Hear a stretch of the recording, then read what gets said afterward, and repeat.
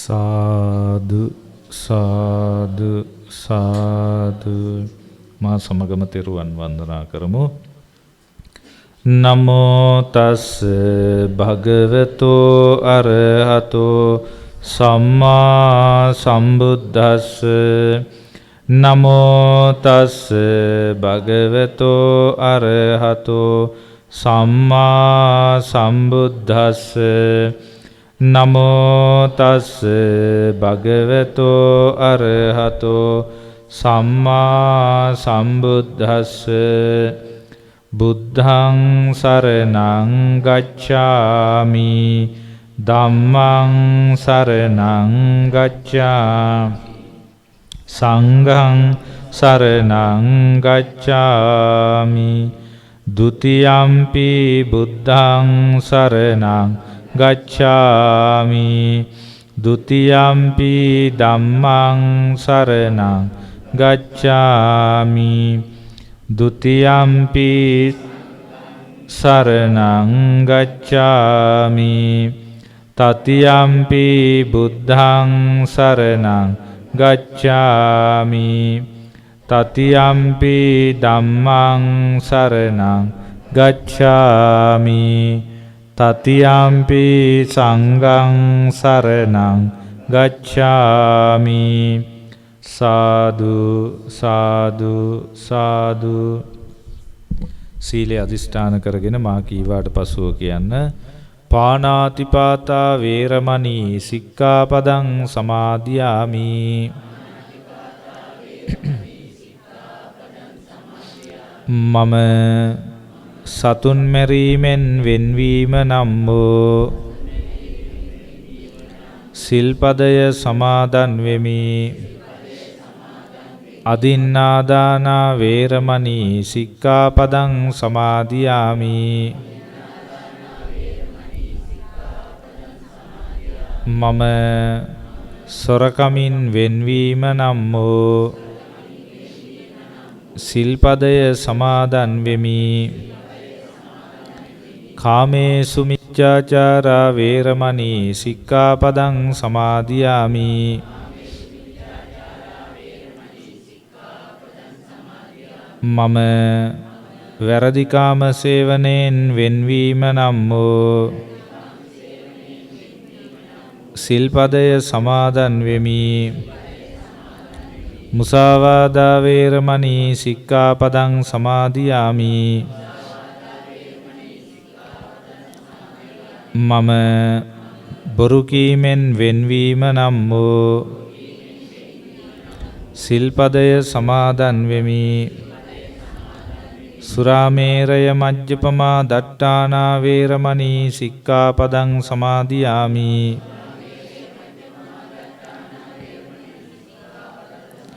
මම මත්වතුර හා මත්ද්‍රව්‍ය භාවිතයෙන් වෙන්වීම නම් වූ සිල්පදය සමාදන් වෙමි. උතුම් තිසරණ සහිතව මා සමාදන් වූ මේ සීලය මේ ජීවිතයේ යහපත පිණිසද පරලොව සුගතිය පිණිසද නිවන අවබෝධය පිණිසද උපකාර වේවා. සාදු සාදු සාදු. මා සමග මේ විදිහට වන්දනා කරමු. නමස්කාර වේවා බුදුරුවනට සැමදා බුදු හිමි සරණ යමි. නමස්කාර වේවා ධම්රුවනට සැමදා සදහම් සරණ යමි. නමස්කාර වේවා සංඝරුවනට සැමදා මහා සංඝ සරණ යමි. නමස්කාර වේවා තුනුරුවනට සැමදාති සාරණ සරණ යමි. සාදු සාදු සාදු. සමන්ත චක්කවාලේසු අත්‍රා ගච්ඡන්තු දේවතා සද්ධම්මං මුනි රාජස්ස සුනන්තු සග්ග මොක්ඛදං ධම්මස්සවන කාලෝ අයං බදන්තා ධම්මස්සවන කාලෝ අයං බදන්තා ධම්මස්සවන කාලෝ අයං බදන්තා. නමෝ තස්ස භගවතු අරහතු සම්මා සම්බුද්දස්ස. නමෝ තස්ස භගවතු අරහතු සම්මා සම්බුද්දස්ස. නමෝ තස්ස භගවතු අරහතු සම්මා සම්බුද්දස්ස. පේමතෝ ජායති සෝකෝ පේමතෝ ජායති භයං පේමතෝ විප්පමුත්තස්ස නත්ථි සෝකෝ කුතෝ භයන්ති. ධර්ම ශ්‍රවණාබිලාසී ශ්‍රද්ධාවන්ත වාසනාවන්ත පින්වත්නි, හැම දිනෙකම සූදානම් වෙන්නේ කල්ප ගානකට පසුව මේ ලෝකයට පහළ වුණු තථාගත අරහත් සම්මා සම්බුදුරජාණන් වහන්සේ දේශනා කොට වදාළ ශ්‍රී සද්ධර්මයේ ශ්‍රවණය කරන්න.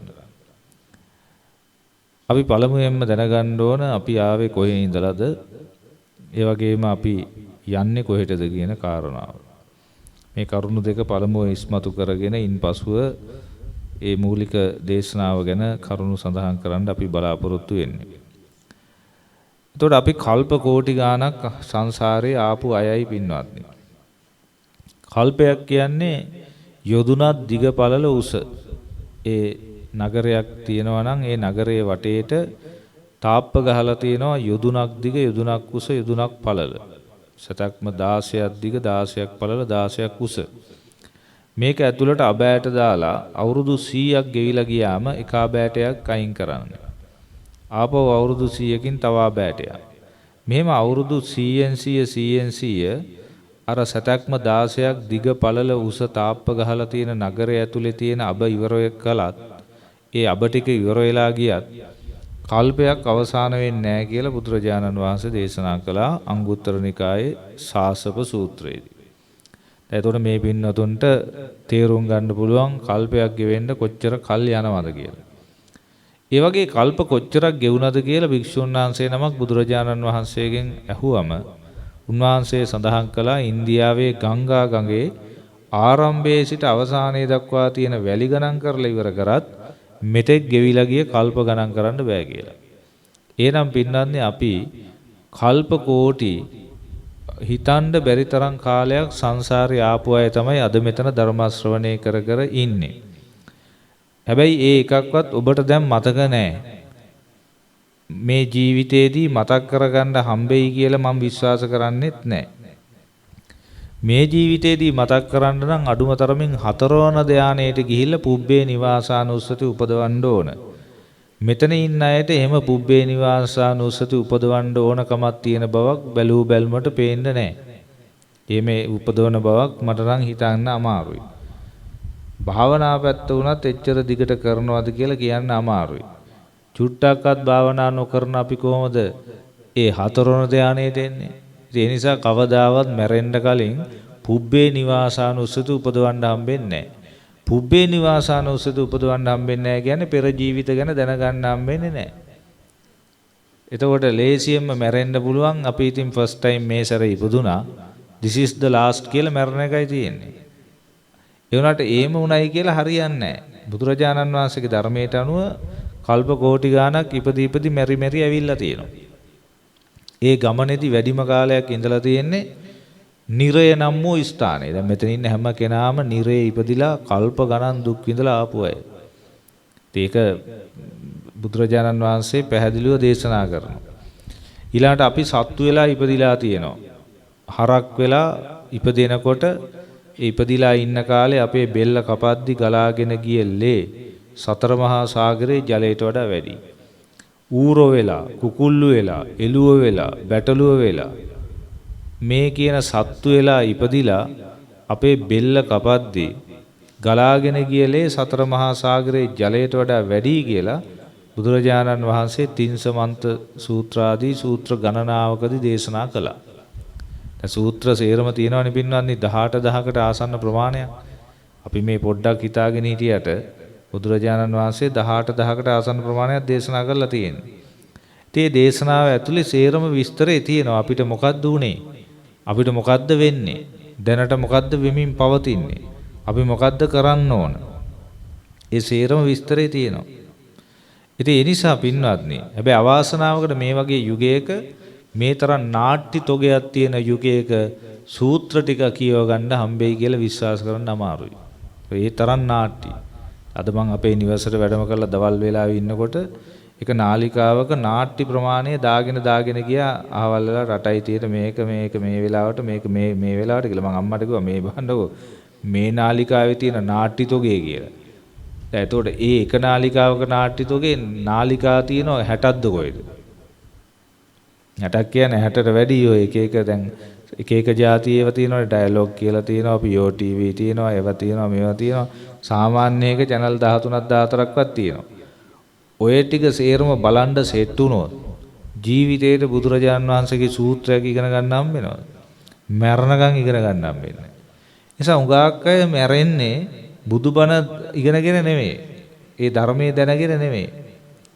කාලය විවිධ දේවල් වලට ගෙවිලා විනෝදයට ගෙවිලා එහෙම තමයි මැරිලා යන්නේ. ඉතින් ඇත්තටම දන්නේ නැහැ මොකද්ද වෙන්නේ කියලා. ඔහේ ගෙවිලා යනවා දන්නේම නැහැ මොකද්ද උනේ කියලා. ඉතින් ඒ නිසා පින්නත්නි අපි සංසාරේ වැඩිම කාලයක් නිරේ ඉඳලා, තිරිසන් ලෝකවල ඉඳලා, ඊළාට පෙරේත ලෝකවල ඉඳලා. දැන් පෙරේත ලෝකවල කතා තියෙනවා പ്രേතවත්තුයි. එතකොට ඒක කියව ගත්තම අල්ලගත්ත හැකි පෙරේතයෝ වෙලා වෙච්ච වැඩ ටික. ඊ පෙරේත ලෝකේ අසුර කායෙත් ඉපදිලා ඊට පස්සේ ඉතින් බොහොම අමාරුවෙන් මේ වගේ මනුස්ස ලෝකවලට වරින් වර ඇවිල්ලා තියෙනවා. දැන් මේ සැරේ ආවා වගේ. ඒක පුදුම ආශ්චර්යය, හාස්කමක්. මේ මනුස්ස ලෝකයකට එනවා කියන්නේ ඉතින් හාස්කම් සහිත වැඩක්. ලේසියෙන් හිතන්න බෑ. මම සමහර වෙලාවට පැත්තට වෙලා කල්පනා කරනවා මේ ඇත්තටම කොහොමද මනුස්ස ලෝකෙට ආවේ කියලා. ඒ තරම් අමාරු වැඩක්. අති දුෂ්කර වැඩක්. දැන් මෙතන බණහන අයගෙන් කී දෙනෙක් ආයි ලබන සැරේ මනුස්ස ලෝකෙට එයිද කියන්න බෑ. බහුතරයක් ඉතින් සතර අපායටම තමයි යන්නේ ඉතින්. දැන් දන්නේ නැතුව හිටියට දැන් ඔයාලා දන්නේ නැතුව හිටියට ඉතින් යන්නේ සතර අපායට. දැන් මෙතන ඉන්න අයගෙන් කියලා ඉතින් කියනවට වඩා හොඳයි මිනිස්යන්ගෙන් කියලා කියන එක. ඒතකොට ජෙනරලයිසේෂන් එක හොඳටම යනවා. මෙතනට දාපුවම ස්පෙෂලයිසේෂන් එනවනේ. ඒතකොට ජෙනරලයිසේෂන් කරලා දාපුවම ලේසි. ඒතකොට අපි ජෙනරලයිස් කරනවා මුළු ලෝකෙටම. මුළු ලෝකයේම ඉන්න මිනිස්යන්ගෙන් අති ස්වල්ප දෙනයි නැවත මනුස්ස ලෝකෙට එන්නේ. ඒ කියන්නේ නියපොත්තට ගත්තු පස් ටිකක් වගේ ස්වල්පයයි.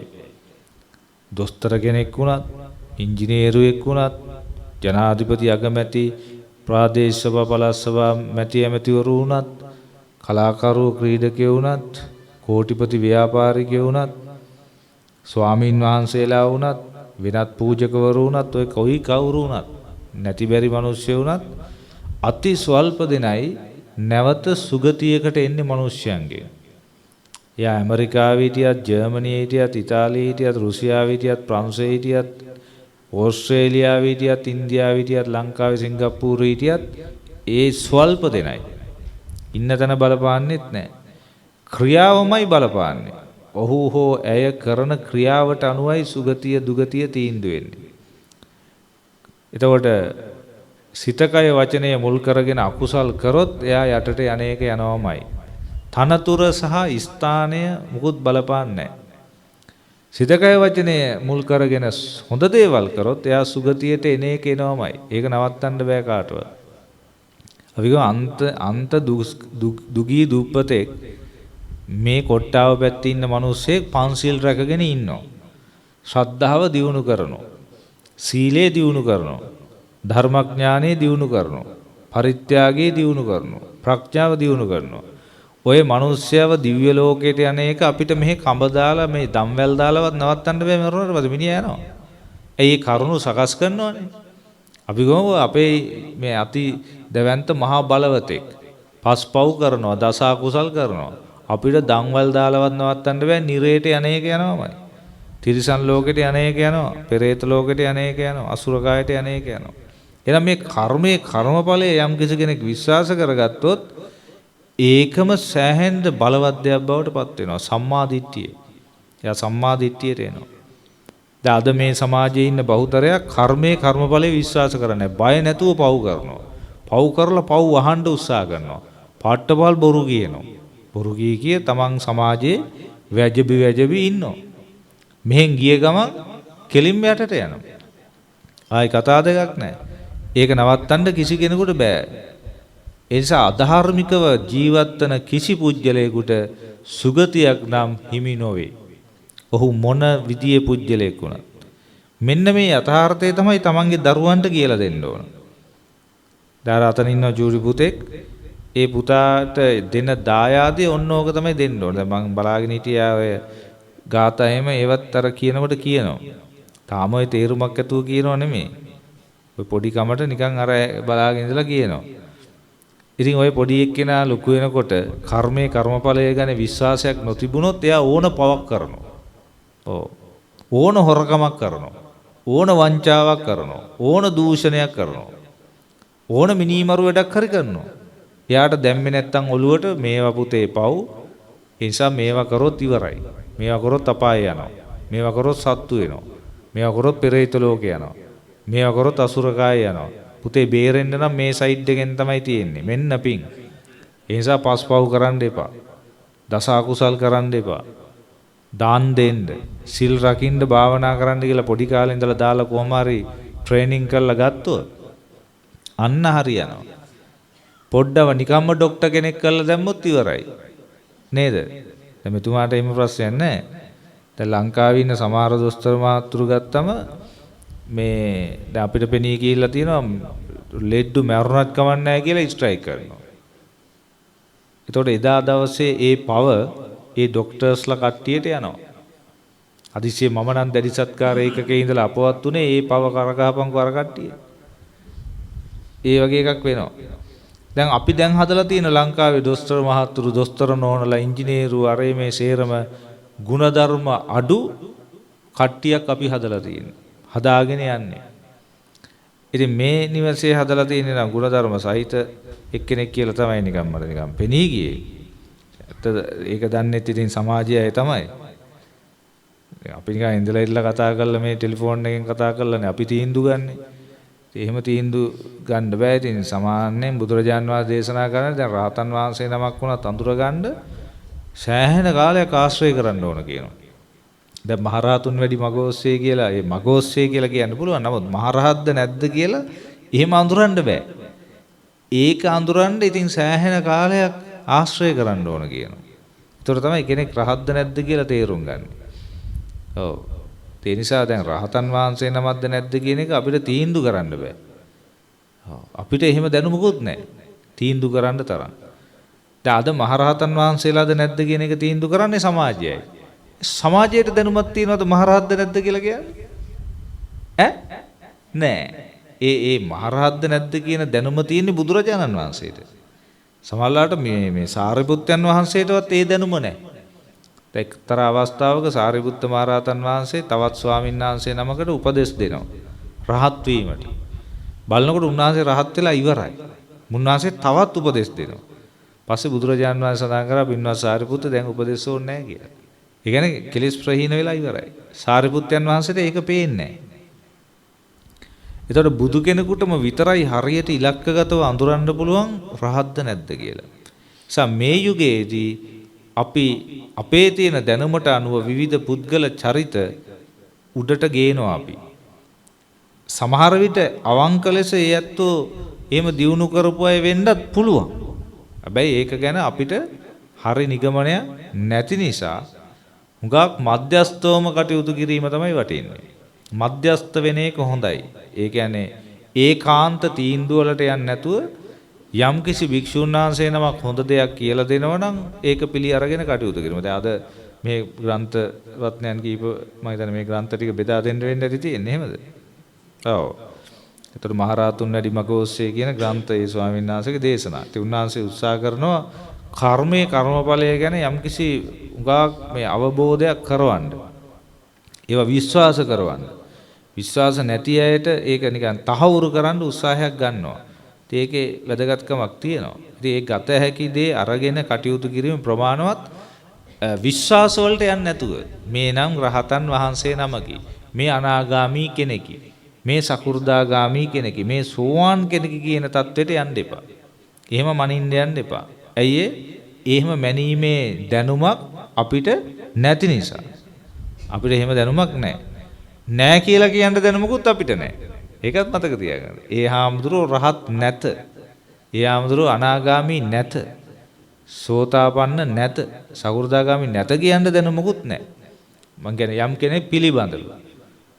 හැබැයි සමහර මිනුම් දඬු ඔස්සේ හොඳටම හොයන්න පුළුවන්. දැන් අපි කියමුකෝ කවුරු හරි කියන මම රහත් කියලා. අපිට පේන්න මధుරේකට ගහනවා තක් ගාලා. අපිට අල්ලන්න බැරිද රහත් නැහැ කියලා. හොඳට තේරෙනවා. දැන් රහතන් වහන්සේ නමක් නම් ආර්යකාන්ත සීලයක ඉන්නේ. කිසිම ආකාරයක වරදක් සිදු වෙන්න බෑ. අපිට අහුවෙනවා මේ රහතන් වහන්සේ නමක් හරි සෝවාන් හරි කියන එක්කෙනෙක් බොරුවක් කියන අපිට අතේ මාට්ටු වෙනවා. ඊට පස්සේ ඉතින් ආයි පිළිගන්න පුළුවන් ද යා සෝවාන් කියලා? බෑ. ආර්යකාන්ත සීලයක ඉන්නේ බොරුවක් කියන්නේ. එතකොට සෝවාන් සකෘදාගාමී අනාගාමී අරියත් යන සතර මාර්ග සතර ඵලයටපත් වෙච්ච උත්තමයෙක්ගේ අතින් දසම ගානක වරදක් සිදු වෙන්නේ මේ විශේෂයෙන්ම මේ රහත් උත්තමයෙක්ගෙන් නම් කිසිම වරදක් සිද්ධ වෙන්නේ නැහැ. දැන් සෝවාන් කෙනෙක්ගේ අතින් නම් අඩුම තරමින් මේ කාමරාග, පටිඝ, රූපරාග, අරූපරාග, මාන, උද්ධච්ච, අවිජ්ජා කියන සංයෝජන 7 තියෙනවා. අර පළවෙනි 3 විතරයි නැති වෙන්නේ. ඒ තමයි සක්කාය දිට්ඨි, මමයේ මාගේ නැති වෙලා යනවා. විචිකිච්ඡාව, බුද්ධ රත්නයේ, ධම්ම රත්නයේ, සංඝ රත්නයේ, ශික්ෂාපද ආදී දේවල් ගැන සැකේ නැති වෙලා යනවා. සීලබ්බත පරාමාස, වෘත හැටියට සිල් සමාදන් වෙන්නේ නැහැ. ඒ කියන්නේ උඹලකඩ නොකා සිටියම රහත් විය හැකියි කියන මත නැහැ. දැන් ලංකාවේ ඉතා දැවැන්ත ලෙස පරිස්සම් වෙනවනේ උඹලකඩයක්වත් නොකා සිටීම සම්බන්ධයෙන්. මස් හැන්දක් ගෑවෙන්න දෙන්නේ නැහනේ. මාළු හැන්දක් ගෑවෙන්න දෙන්නේ නැහැ. හැබැයි කේලම් කියනවා. කේලම් කිව්වම නිරේට යනවා. පරුස වචන කියනවා නිරේට යනවා. හිස් වචන කියනවා නිරේට යනවා. දැඩි ලෝභයෙන් ඉන්නේ. කිසි දෙයක් දෙන්න කැමතිත් නැහැ. තමන්ගේ දේවල් දෙන්නෙත් නැහැ. අනිත් අයගේ දේවල් වල ලෝභ කරනවා. හැබැයි උඹලකඩ මොකුත් කන්නේ නැහැ. අහුවෙලා. ඊළඟ මිත්‍යා දෘෂ්ටිකයි. අහුවෙනවා. දැන් සමහර අය මත්ද්‍රව්‍ය මත්පැන් පානය කරනවා බයිට් වලට කඩල වගේ දෙයක් ගන්න. ඒ කියන්නේ හොඳ නෑනේ. දැක්කද?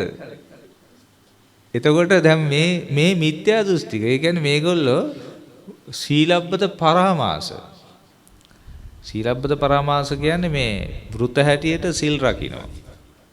ඒතර සෝතාපන්න කෙනා එහෙම රකින්නේ නැහැ. එයා රකින්නේ බුදුරජාණන් වහන්සේ අනුදැන වදාළ සීලයක් තිබෙද ඒකම විතරයි. ඊට එහා ගිය අලුතෙන් හදාගත්තු විවිධය නිර්වචනය කරන සීල. දැන් නිගණ්ඨනාථ පුත්‍රගේ සීලයන්නේ ලංකාවේ දැනට දුවන්නේ ඉතින්. මේ ලංකාවේ විවිධාකාර ඒ කාලේ හිටපු න්‍යායාචාර්යවරුන්ගේ වැඩපිළිවෙලක් ලංකාවේ යන්නේ. පළවෙනි මිනිස්සෙක් හිටියා පූර්ණ කස්සප කියලා. මිනිස්සු මරා සත්තු මරා මස් ගොඩක් කරත් ඇතිවන විපාකයක් නැහැ කිව්වා. ඊළඟට ගංගානම් ගඟේ එගොඩ සිට මෙගොඩ දක්වා එහා කෙරවලේ ඉඳලා මෙහා කෙළවරේ මේ අතුරුලා දානි දුන්නත් ඇතිවන පින් කියලා දෙයක්වත් නැහැ කිව්වා. අකිරියවාදී. ඉතින් ලංකාවේ එහෙම જાතියයි ඉන්නවා. බය නැතුව මිනිස්සු මරනවා. කිසි පිනක් කරන්නේ නැහැ. බය නැතුව පව් කරනවා. දැන් ඔය කිසිම කතාවක් නැතුව මිනිස්සුන්ට පීයෙන් අනලා මරනවා. ඔය ගානට කරන්නේ. දැන් අරයා කිව්වේ යම් කිසි කෙනෙක් සත්වයක් ඝාතනය කරනීම යනු එක ධාතුවක් තවත් ධාතුවක් තුලින් යැවීම පමණි. දැන් ලංකාවේ ඒකනේ. එක ධාතුවක් තවත් ධාතුවක් තුලින් යැවීම. ඒ කියන්නේ පිහියක් ඒ නැමැති ධාතුව තව ධාතුවක් කරා යවනවා පපුව ළඟින් වගේ. ඒ වගේ දෙයක් ඇරුණුකොට මෙතන ඇතිවන වෙන දෙයක් නැත. ওই පූර්ණ කස්සපගේ කට්ටිය. ලංකාවේ බර ගානක් ඉන්නවා පූර්ණ කස්සපගේ කට්ටිය. දැන් මේ කාලේ ඉන්නේ මේ කට්ටිය. ඉතින් හරි පරිස්සමෙන් ජීවත් වෙන්න ඕන. අන්තිම භයානක යුගයක්. මේ පූර්ණ කස්සපගේ කට්ටිය ඉන්නේ. ඊළඟට මක්කලි ගෝසාල. මක්කලි ගෝසාල කියන්නේ කිසිම මේ අමුතුවෙන් මහන්සි වෙන්න ඕනේ නැහැ නිවන් දකින්න. නූල් බෝලයක් කැරකිලා ඉවර වෙනවා වගේ ඔය සංසාරේ කියන එක ගෙවිලා කැරකිලා ගිහිල්ලා ඉවර වෙනවා. පාඩුවේ ඉන්න තියෙන්නේ. ඉතින් ලංකාවේ එහෙම කට්ටිය ඉන්නේ. දැන් මෙතනත් දැන් සිල් සමාදන් වෙන්නේ නැතුව දැනට වෙසක් එකට සිල් ගත්තේ නැහැ. පොසොන් එකට සිල් ගත්තේ නැහැ. අදි ඇසල සිල් ගන්න ප්ලෑන් එකක් නැහැ. ඇසල ප්ලෑන් එකක් නැහැ. ඉදිරි පොයවල් වලට ප්ලෑන් එකක් නැහැ. ඔය ඉන්නේ ගානක් නැතුව. ඒ කියන්නේ නිකන් ඉන්න තියෙන්නේ නේ වක්කලි ගෝසාල. ඒ කියන්නේ ඔය කවදා හරි දවසක නිවන් දකින්නවා. ඉතින් අපි විශේෂ වශයෙන් මහන්සියක් දරන්න ඕනේ නැහැ. අමුතෙන් සිල් ගන්න ඕනේ නැහැ, භාවනා කරන්න ඕනේ නැහැ. ඒ නිකන් මොක වෙයි? පන්සල්ම යන්න ඕනද සිල් මේ පින් කරන්න? මේ ලංකාවේ ඉන්න මත ටික මම මේ කියන්නේ. දැන් මේ මතවල අය මේ තැන් වලට එනවා. ඒ සේම ගෲප් එක ධර්ම දේශනා තැනකදී අල්ලගන්න පුළුවන්. එක්කෙනෙක් හරි ඉන්නවා ඒ જાතියේ. එතෙන්දී අල්ලගන්න පුළුවන් වෙන්නේ ඇත්තටම බණහන්න ඇවිල්ලා නෙමෙයි. යුතුයකම කරන්න ඇවිල්ලා මේගොල්ලන්ගේ ඥාති හිතවතුන්. සමහර ඉස්පිරිතාලේ එකට වැඩ කරන අය. එක අය. ඒගොල්ලෝ ඉනවා. සමහරට ඒ කට්ටිය මේ අවස්ථාවේ නැති වුණත් සමහර තව පැයකින් එන්න පුළුවන්. එහෙමත් එනවා. ඒගොල්ලන්ට සංග්‍රහය සකස් කරලා තියන්න. දැන් ඔය ඒගොල්ලෝ එන්නෙම ඒකට. ඒක කණ්ඩායමක් ඉන්නවා ඒකටමයි එන්නේ. දේශනාව ඉවරුනාමමයි එන්නේ. ඉතින් සමහර තැන්වල මේ සංග්‍රහයට අර බෝතලුත් තියන්න ඕන. ඒතර තමයි අල්ලලා යන්නේ. ඒ නිසා ඒවත් හරියට සැලසුම් කරලා තියන්න කියලා අපි ආරාධනා කරනවා අනිත් අයට. මෙහෙ තියෙන එකක් නැහැ. ඔය වෙන අයට මං කියලා තියන්න ඕන දැම්ම තියා ඒ ටික සෙට් කරලා තියන්න ප්ලෑන් කරලා ඊළඟ අවස්ථාවකදී කියලා. අපි ඒකනේ මේ ධර්මදේශනාවේ ගෙවල් වලට එම් වඩින්නේ නැත්තේ. අපි දන්නවා ඔය ගෙවල් වල තියෙන වැඩ පිළිවෙල හොඳට දන්නවා. මේ බණ ධර්මාපචාරය කිරීමට පරම පවිත්‍ර චේතනාවක් නැහැ. මේ නිකන් චාරිත්‍රයක් කිරීම පමණි. බොරුවමයි කරන්නේ. ඉතින් අපි මොකටද අප්පා මේ දුර බැහැර ගෙවාගෙන ඇවිල්ලා නිදි මරාගෙන මහන්සි වෙලා නිකන් කාලය ගෙවන්නේ. දැන් අද මම ගත්තත් මේ දැන් මම මේ මහත්මයාගේ ධර්මදේශනාව බාරගත්තට පස්සේ මගේ අර මාසිකව තියෙන ධර්මදේශනාවක් මේ දෙරණ රූපවාහිනියේ හැම පොයෙටම උදෑසන 7 ඉඳලා 8:00 වෙනකන් සදහම් සිසිල. හරියටම අද වැටුණා ඒකේ පටිගත කිරීමක් විගඩ කියන ප්‍රදේශ වේයන්ගොඩට කිට්ටුව. දැන් බෙම්මුල්ල කියන හරිය. ඉතින් මගේ ඉංග්‍රීසි දහම් පාසලත් අද තියෙනවා. ඒක ආරම්භය කරලා අතෙන්ට ගිහිල්ලා ඒ පටිගත කිරීම කළා. ඊට පස්සේ එන ගමන් කඩවත හරහා එනකොට මෙතුමා මට කතා කරලා බැලුවා. එතකොට අපේ රියදුරු මාතුරු ලස්සන්ට පාරේ රියදු පදවනවනේ. ඉතින් ඇක්සිඩන්ට් කරගත්තා. ඊට පස්සේ යන්න විදියක් නැහැ. කඩවතට හැතැම්ම භාගයක් පෙනිපෙනි ආයි හැතැම්ම 8ක් විතර වෙන පැත්තකින් ගිහිල්ලා තමයි කඩවතට ආවේ. කඩවතත් නෙමෙයි එතකොට කිරිබත්ගොඩ පැත්තටම ගියා. ගිහිල්ලා එහෙම තමයි ආවේ. ඊළඟට දැන් මේ අපේ මේ මෙතන ධර්ම ශ්‍රවණය කරන අය එහෙම ඉන්නවා. දැන් මේ දේශනා ඉවර කරාට පස්සේ වාහන වලින් ආපු අය යනවනේ. යනකොට ජීවිතේට මේ පිටිපස්සෙන් එන මිනිස්සෙකුට අවශ්‍ය වෙලාවට හෝන් එකක් ගැවුවට දෙන්නේ නැහැ. ඔය යනවා ගානක් නැතුව. ඉතින් ඕනයි මාත්‍යයි ඔය ටෝක් එකක් දාගෙන යනවා. ෆෝන් එක කනේ තියාගෙන ඔහේ යනවා. සමහරු හන්දියට ඇවිල්ලා තමයි තීන්දුව ගන්න කොයි පැත්තටද කපන්නේ කියලා. හන්දියට ඇවිල්ලා නතර කරගෙන කල්පනා කරනවා මෙහෙට කපනවද මේට කපනවද කියලා. දැන් පිටිපස්සෙන් එන මිනිස්සු ඒ සේරම බලාගෙන ඉන්න ඕනේ ඉතින්. ඔව්. පුදුමාකාර විදියට මේ වාහන වලින් පුදුම විදියේ බාධකයන් අනිත් මිනිස්සුන්ට සිද්ධ කරන සමාජයක්. ඊළාට මෝටර් බයිසිකල් යන විදිය, ත්‍රී වීල් හැම එකම මේමයි. ඉතින් කොහොම නමුත් මේ මම සඳහන් කරමින් හිටියේ දැන් විවිධ මතිමතාන්තර තියෙන අය ඉන්නවා. ඔය මක්කලි ගෝසාලාගේ කට්ටිය ඉන්නවා. ඒගොල්ලෝ හිතන්නේ මේ බය වෙන්න දෙයක් නැහැ. ඉතින් කවදා හරි ඉතින් ඉවර වෙන එකනේ ඔය ඉන්න තියෙන්නේ කියලා. අජිත කේසකම්බල කියන්නේ මිත්‍යා දෘෂ්ටිකයි. දස වස්තුක මිත්‍යා දෘෂ්ටිය. දන් දුන්නට පින් සිද්ධ වෙන්නේ නැහැ. පූජා පැවැත්වුවාට පින් සිද්ධ වෙන්නේ නැහැ. අප උපස්ථාන කරාට පින් සිද්ධ වෙන්නේ නැහැ. එළොව ඉඳලා එන අයට මෙලොවක් නැහැ. මෙලොව ඉඳලා යන අයට පරලොවක් නැහැ. බලන්න අපේ රටේ ඉන්න බහුතරයක් මේ පිරිමි අය මේ ලයින් එකේ ඉන්නේ. දන් දුන්නාට පින් සිද්ධ වෙන්නේ නැහැ. පූජා පැවැත්වුවාට පින් සිද්ධ වෙන්නේ නැහැ. ජීවිතේට බුදුරජාන් වහන්සේට මලක් පහනක් පූජා කරන්නේ නැහැ. දේශපාලනඥයන්ට ෆුල් දාගෙන වඳිනවා. දැන් ඉදිරි කාලේ අනන්ත වඳිනවා දකින්න ලැබෙයි. දැන් මේ ඉසුරු ඇරියනේ පාර්ලිමේන්තුව. දැන් අගෝස්තු වලද කොහෙද ඡන්දේ තියෙනවනේ. අම්මෝ බලන්න පුළුවන් පැල් බැඳගෙන පස්සෙන් දුවන හැටි, ගැටිකම් කරන හැටි. වේදිකා ළඟට ගිහිල්ලා ජය වේවා කියලා කෑ ගන්න හැටි අපේ රටේ ඉන්න මේ පිරිමි අය. බුදුරජාණන් වහන්සේට වන්දනාවක් සෙල්ලමට gedara පානක් පත්තු කරන්නේ. බාන නැද්ද කියලා. වඳින්නේ නැහැ. ස්වාමීන් වහන්සේ නමකට වන්දනා කරන්නේ මරණකම්ම. දැඩි සත්කාර ඒකකේදී තමයි අත් දෙක එස වෙන්නේ. එතකොට උස්සන්න බෑ. ඊට පස්සේ ඇස් දෙකෙන් කඳුළු බේරෙන උස්ස ගන්න බැරි හින්දා.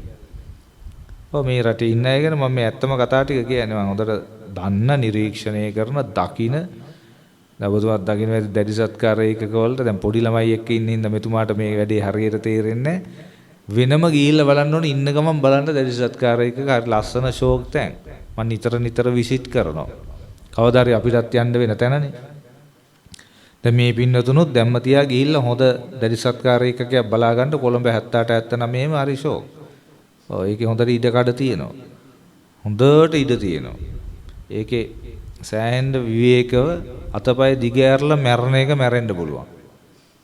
දැම්ම තියාම ප්ලෑන් කරගත්තම ලේසි. දැන් හුඟක් අය තාම ප්ලෑන් එකේ දාලා නැහැනේ මැරනවාද කියලා. දැම්ම තියා ප්ලෑන් කරන්න. දැන් අනිත් සේරම ප්ලෑන් කරලා නේ තියෙන්නේ. සේරම ප්ලෑන් කරන්නේ කොච්චර ප්ලෑන් කරාද? විවාහය ප්ලෑන් කරා. අධ්‍යාපනය ප්ලෑන් කරා. ගේ හදන එක ප්ලෑන් කරා. ළමයි හදන ඒවා ප්ලෑන් කරා. අනිත් කොච්චර දේවල් ප්ලෑන් කරාද? ඉතින් ඔය මැරණ එක අනිවාර්යෙන් ප්ලෑන් කරන්න ඕන. මැරණ එක විතරක් නෙමෙයි මැරිලා උපදින එකත් ප්ලෑන් කරන්න ඕන. ඒ දෙකම ඊටත් වඩා හොඳයි ප්ලෑන් කරනවා නම් ආයි මැරෙන්නේ නැති වෙන්නම යන ප්ලෑන දාන්න තියෙනවා. ඒ කියන්නේ ආයි උපදින්නෙම නැති වෙන්න දැම්මනම් ප්ලෑන් එකක් ආයි මැරෙන්නේ නැහැ. ඒ ප්ලෑන් එකට තමයි එන්නම ඕන. ඒක තමයි බුදු කෙනෙක් ලෝකයට පහළ වෙලා කියලා දෙන ප්ලෑන් එක. එතකොට මේ ඉතින් පින්වත්නි ඒත් ප්ලෑන් තමයි ෆෝන් වලනුත් ප්ලෑන් එනවා විවිධ ප්ලෑන් ද ෆෝන් ඕෆ් කිරීමේ ප්ලෑන් එකකුත් දාන්න ඕන ඒ සඳහා දකුණු අත පැත්තේ තියෙන රතු පාට බොටන් එක තද කරගෙන ඉන්න එතකොට ඕෆ් වෙලා යනවා මොකද වයසක අයට එහෙම කියලා දෙන්නේ නැතුව තේරෙන්නේ දැන් මේ මොකද ඒ කාලේ තිබුණේ වංගෙඩි ඒ කාලේ මෝල් ගස් ඒ කාලේ තිබුණේ මිරිස් ගල් මේ කාලේ හෑන්ඩ්ෆෝන් මේ කාලේ මේ කම්පියුටර් ඉතින් අපේ වයසක උදවියට ඒව තේරෙන්නේ නැහැ මං උනත් ඔය බොහොම අමාරුවෙන් ටික ඉගෙන ගත්තා අර දැන් පාවිච්චි කරන්න ඕන ඉඳ දැනගත්තා මිසක් SMS එකක්වත් යවා ගන්න දන්නේ නැතුව හිටියේ ඔව් දැන් සමහර මේ මම හිතන්නේ මේ අවස්ථාවේදී සමහර අයට S2 පියාගෙන නිදිමත හැදීගෙන යන ආකාරය දැක බලා ගන්න ලැබෙනවා ඒ ධර්ම ශ්‍රවණය කරනකොට නිදිමතක් එනවා. ඒකත් එක්තරා જાතියක වැඩක්. ඒකට කියන්නේ තීන මිද්ද කියලා. ඒ නිදිමත හා අලස බව. බලන්න නාට්‍ය බලනකොට එනවද කියලා? පලාත පත්තුවක එන්නේ. පැය ගණන් ඉන්න පුළුවන්. මැච් වලට එන්නේ. අනිත් එක ඕපදූපයක් කතා කරත් එන්නේ. මේ ධර්මයේ පැත්තටම තමයි මේ සේරම කැරකිලා එන්නේ. ඕක සංසාරේ එක දිගට ආපු වැඩ ඔය. ඒකයි අපිට නිවන් මාර්ගකට එන්න බැරුව ගියේ. මේ සැරෙත් ඉතින් බැරුව යනවා. ඇයි? ධර්මයේ පැත්තට කම්මැලි එනවා. බණ අහනකොට කම්මැලිකම එනවා. එතකොට දහම් පොතක් කියවනකොට කම්මැලිකම එනවා. භාවනා කරනකොට කම්මැලිකම එනවා. මේ හැම පැත්තටම එනවා අර කම්මැලිකම, නිදිමත හා අලස බව. ලෞකික තලයේ වැඩ කිසි හේකට එහෙම එන්නේ නැහැ. දැන් මේ දේශනාවෙන් පස්සේ කට්ටිය ඉන්න විදිය බලන්න හොඳට මාවල කොහමද කියලා. එක එක්කෙනත් එක්ක hina වෙලා හාල්ලෝ how are you කොහමද? එයාත් ආවද කීකී කතා කර බලන්න බෑ ලස්සනට ඉන්නේ ඇති. පැය ගණන් මේකේ අදිනවා. යන්න කිව්වට යන්නේ නැහැ ඊට පස්සේ. මේගොල්ලන් නිදා ගන්නත් නැහැ. අද මං හිතන්නේ කොහමද රාය 12 එක විතර දෙක කට්ටිය ගැවසෙනවා. හැබැයි ඒ නිකන් ධර්ම දේශනාව ගියොත් 12 විතර මෙතන මහා විජුම්බරයක් වෙන්නේ. නැද්ද බලන්න. අපි ගමු කණ්ඩ දීලා තියාගෙන ඉන්නවා කියලා. ඒත් කිය අපිට වැඩ තියෙනවා. අරවයි මේවයි. දැන් මම මක්කලි ගෝසාල අජිත කේසකම්බල ළඟට ආවේ. අජිත කේසකම්බලගේ කට්ටිය ලංකාවේ අනන්තවත් ඉන්නවා.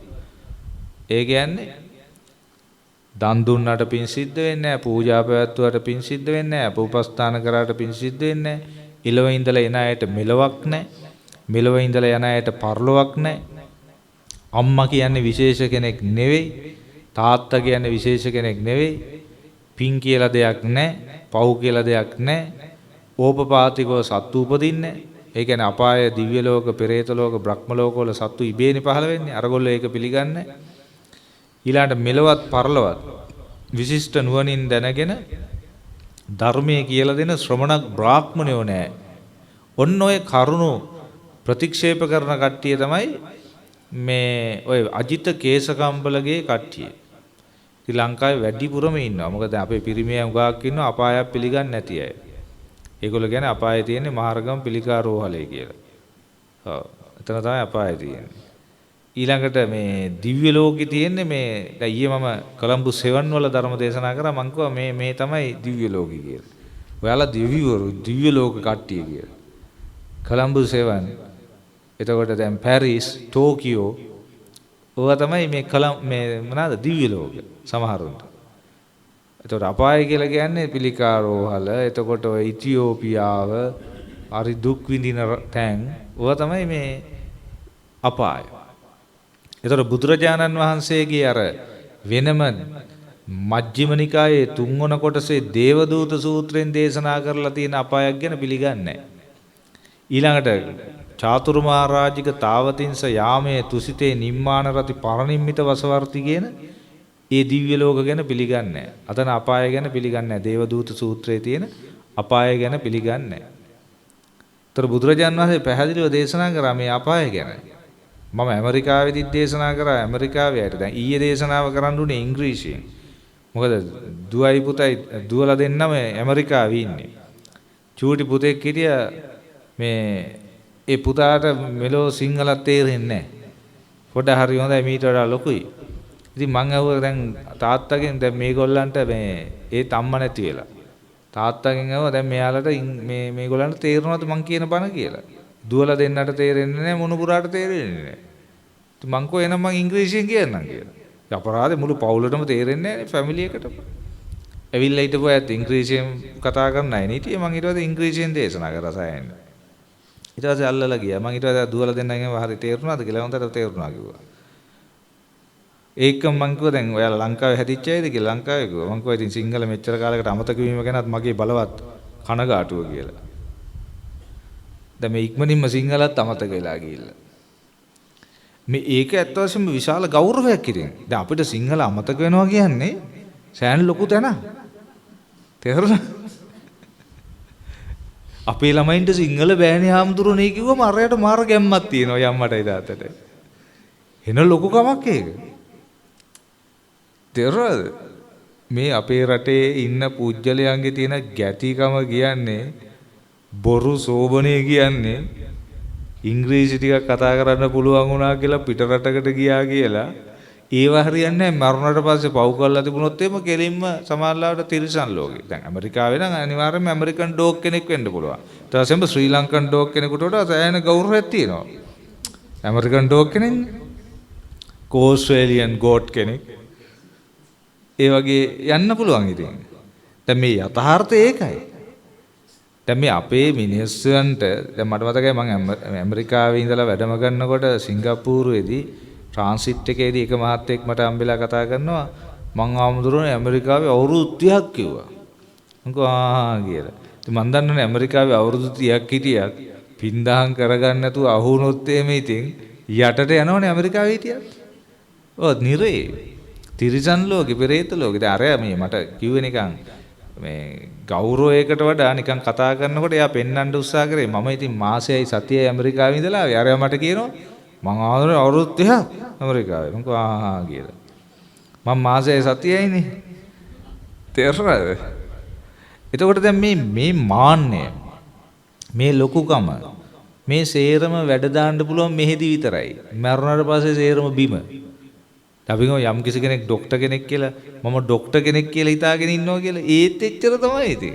ડોක්ටර් වුණත් ඊළඟ සැරේ හරියට හිටියේ නැත්නම් ඒත් බලු වෙලා යනවා. එහෙම නැත්නම් හරක්. එහෙම නැත්නම් ඌරු. එහෙම නැත්නම් කුකුල්ලු. අනිත් එක අපි කියමු හාමුදුරු කියලා. අපිත් ඉන්නවා ලොක්කෝ වගේ. අන්දා විහාරාධිපති හාමුදුරු. ඒත් හරියට හිටියේ නැත්නම් පන්සලේ බලු වෙලා උපදිනවා ඉතින්. ඒ කවිච්චිය උඩ බලු වෙලා ඉන්න පුළුවන්. ඉතින් සමහරවල් කවිච්චිය වගේ හම්බෙනවා ඉතින්. ඔය ඒකයි මේකේ යථාර්ථය. දැන් මේ යථාර්ථය දැනගන්න ඕන. දැන් මේ ආමුදුරන්ගේ පොත්වල ඒ යථාර්ථය තියෙනවා. ඒකේ වටිනාකමක් මම දකිනවා. මම නාසෙත් ඒක කතා කරලා තියෙනවා. ඒ යථාර්ථය මේ යුගයේදී මේ පොත්වලින් එළියට එනවා. ඇත්ත తත්වය. දැන් ඒ කාලේ අපේ මේ තෝදෙය්‍ය සිටුවරයා ඒ ගෙදරම බල්ලෙක් වෙලා ඉපදුනානේ. මේ මහා ලොකු සිටුවරයා. ඉතින් පුතා හදනවා තාත්තව. දන්නේ මේ හිටපු තාත්තා කියලා. පස්සේ බුදුරජාණන් වහන්සේ පැහැදිලි කරලා පෙන්නලා දුන්නා. ඊට පස්සේ එයා පිළිගත්තා. ඉතින් ඒ නිසා මේ ධර්ම ශ්‍රවණය කරන අය මෙන්න මේ යථාර්ථය පිළිගත්තොත් පුදුම යහපතක් පිණිස පවතිනවා. එතකොට දන්නවනේ මේ අපි මේ කොච්චර වැඩදදා හිටියත් මේ අපිට තේරෙන්නේ නැති දෙයක් මේ වෙලා තියෙන්නේ. ඒ කියන්නේ මාත් ඉපදුනාට පස්සේ මම දන්නෙත් නැහැනේ මෙහෙම කල්ප ගණන් ආපු කෙනෙක් කියලා. දැන් මම ජූටි කාලේදී දන්නේ නැහැ. අපි ඉතින් එකපාරට බැවිලා වැටෙනවා. වැටලා ඉතින් ඔන්න ඇදිලා එනවා. අපි ඉතින් සමාජයත් එක්ක ඉන්නවා. ඉතින් ඉගෙන ගන්නවා. ඉතින් ඊට එහා තේරෙන්නේ නැහැ. මේ පරණ මේ කෝටි ගානක ඉතිහාසය කොහොමද අපදන්නේ? ඒකේ ඉතිහාසයේ තියෙන රෙකෝඩ් එක හිටිය හරක් කියලා. හිටිය ඌරෝ කියලා. හිටිය කුකුල්ලු කියලා. හිටිය එළුව කියලා. හිටිය බැටළුව කියලා. හිටිය නිරිසත්තු කියලා. හිටිය පෙරේතයෝ කියලා. කල්ප ගණන්නේ. ඉතින් අන්න එහෙම ආපු ගමන් මාවත එක සම්දිස්ථානයක අපි ඉන්නේ. ඊළඟට අපි ඉතින් කොච්චර වටිනා ජීවිත අපි ගත කරලා තියෙනවා. සමහර කාලවල අපි සක්විති රජ මේ මිටියට. සක්විති රජ. ඒ වගේ මහා විශාලම හොඳ චරිත අපිට හම්බෙලා තියෙනවා.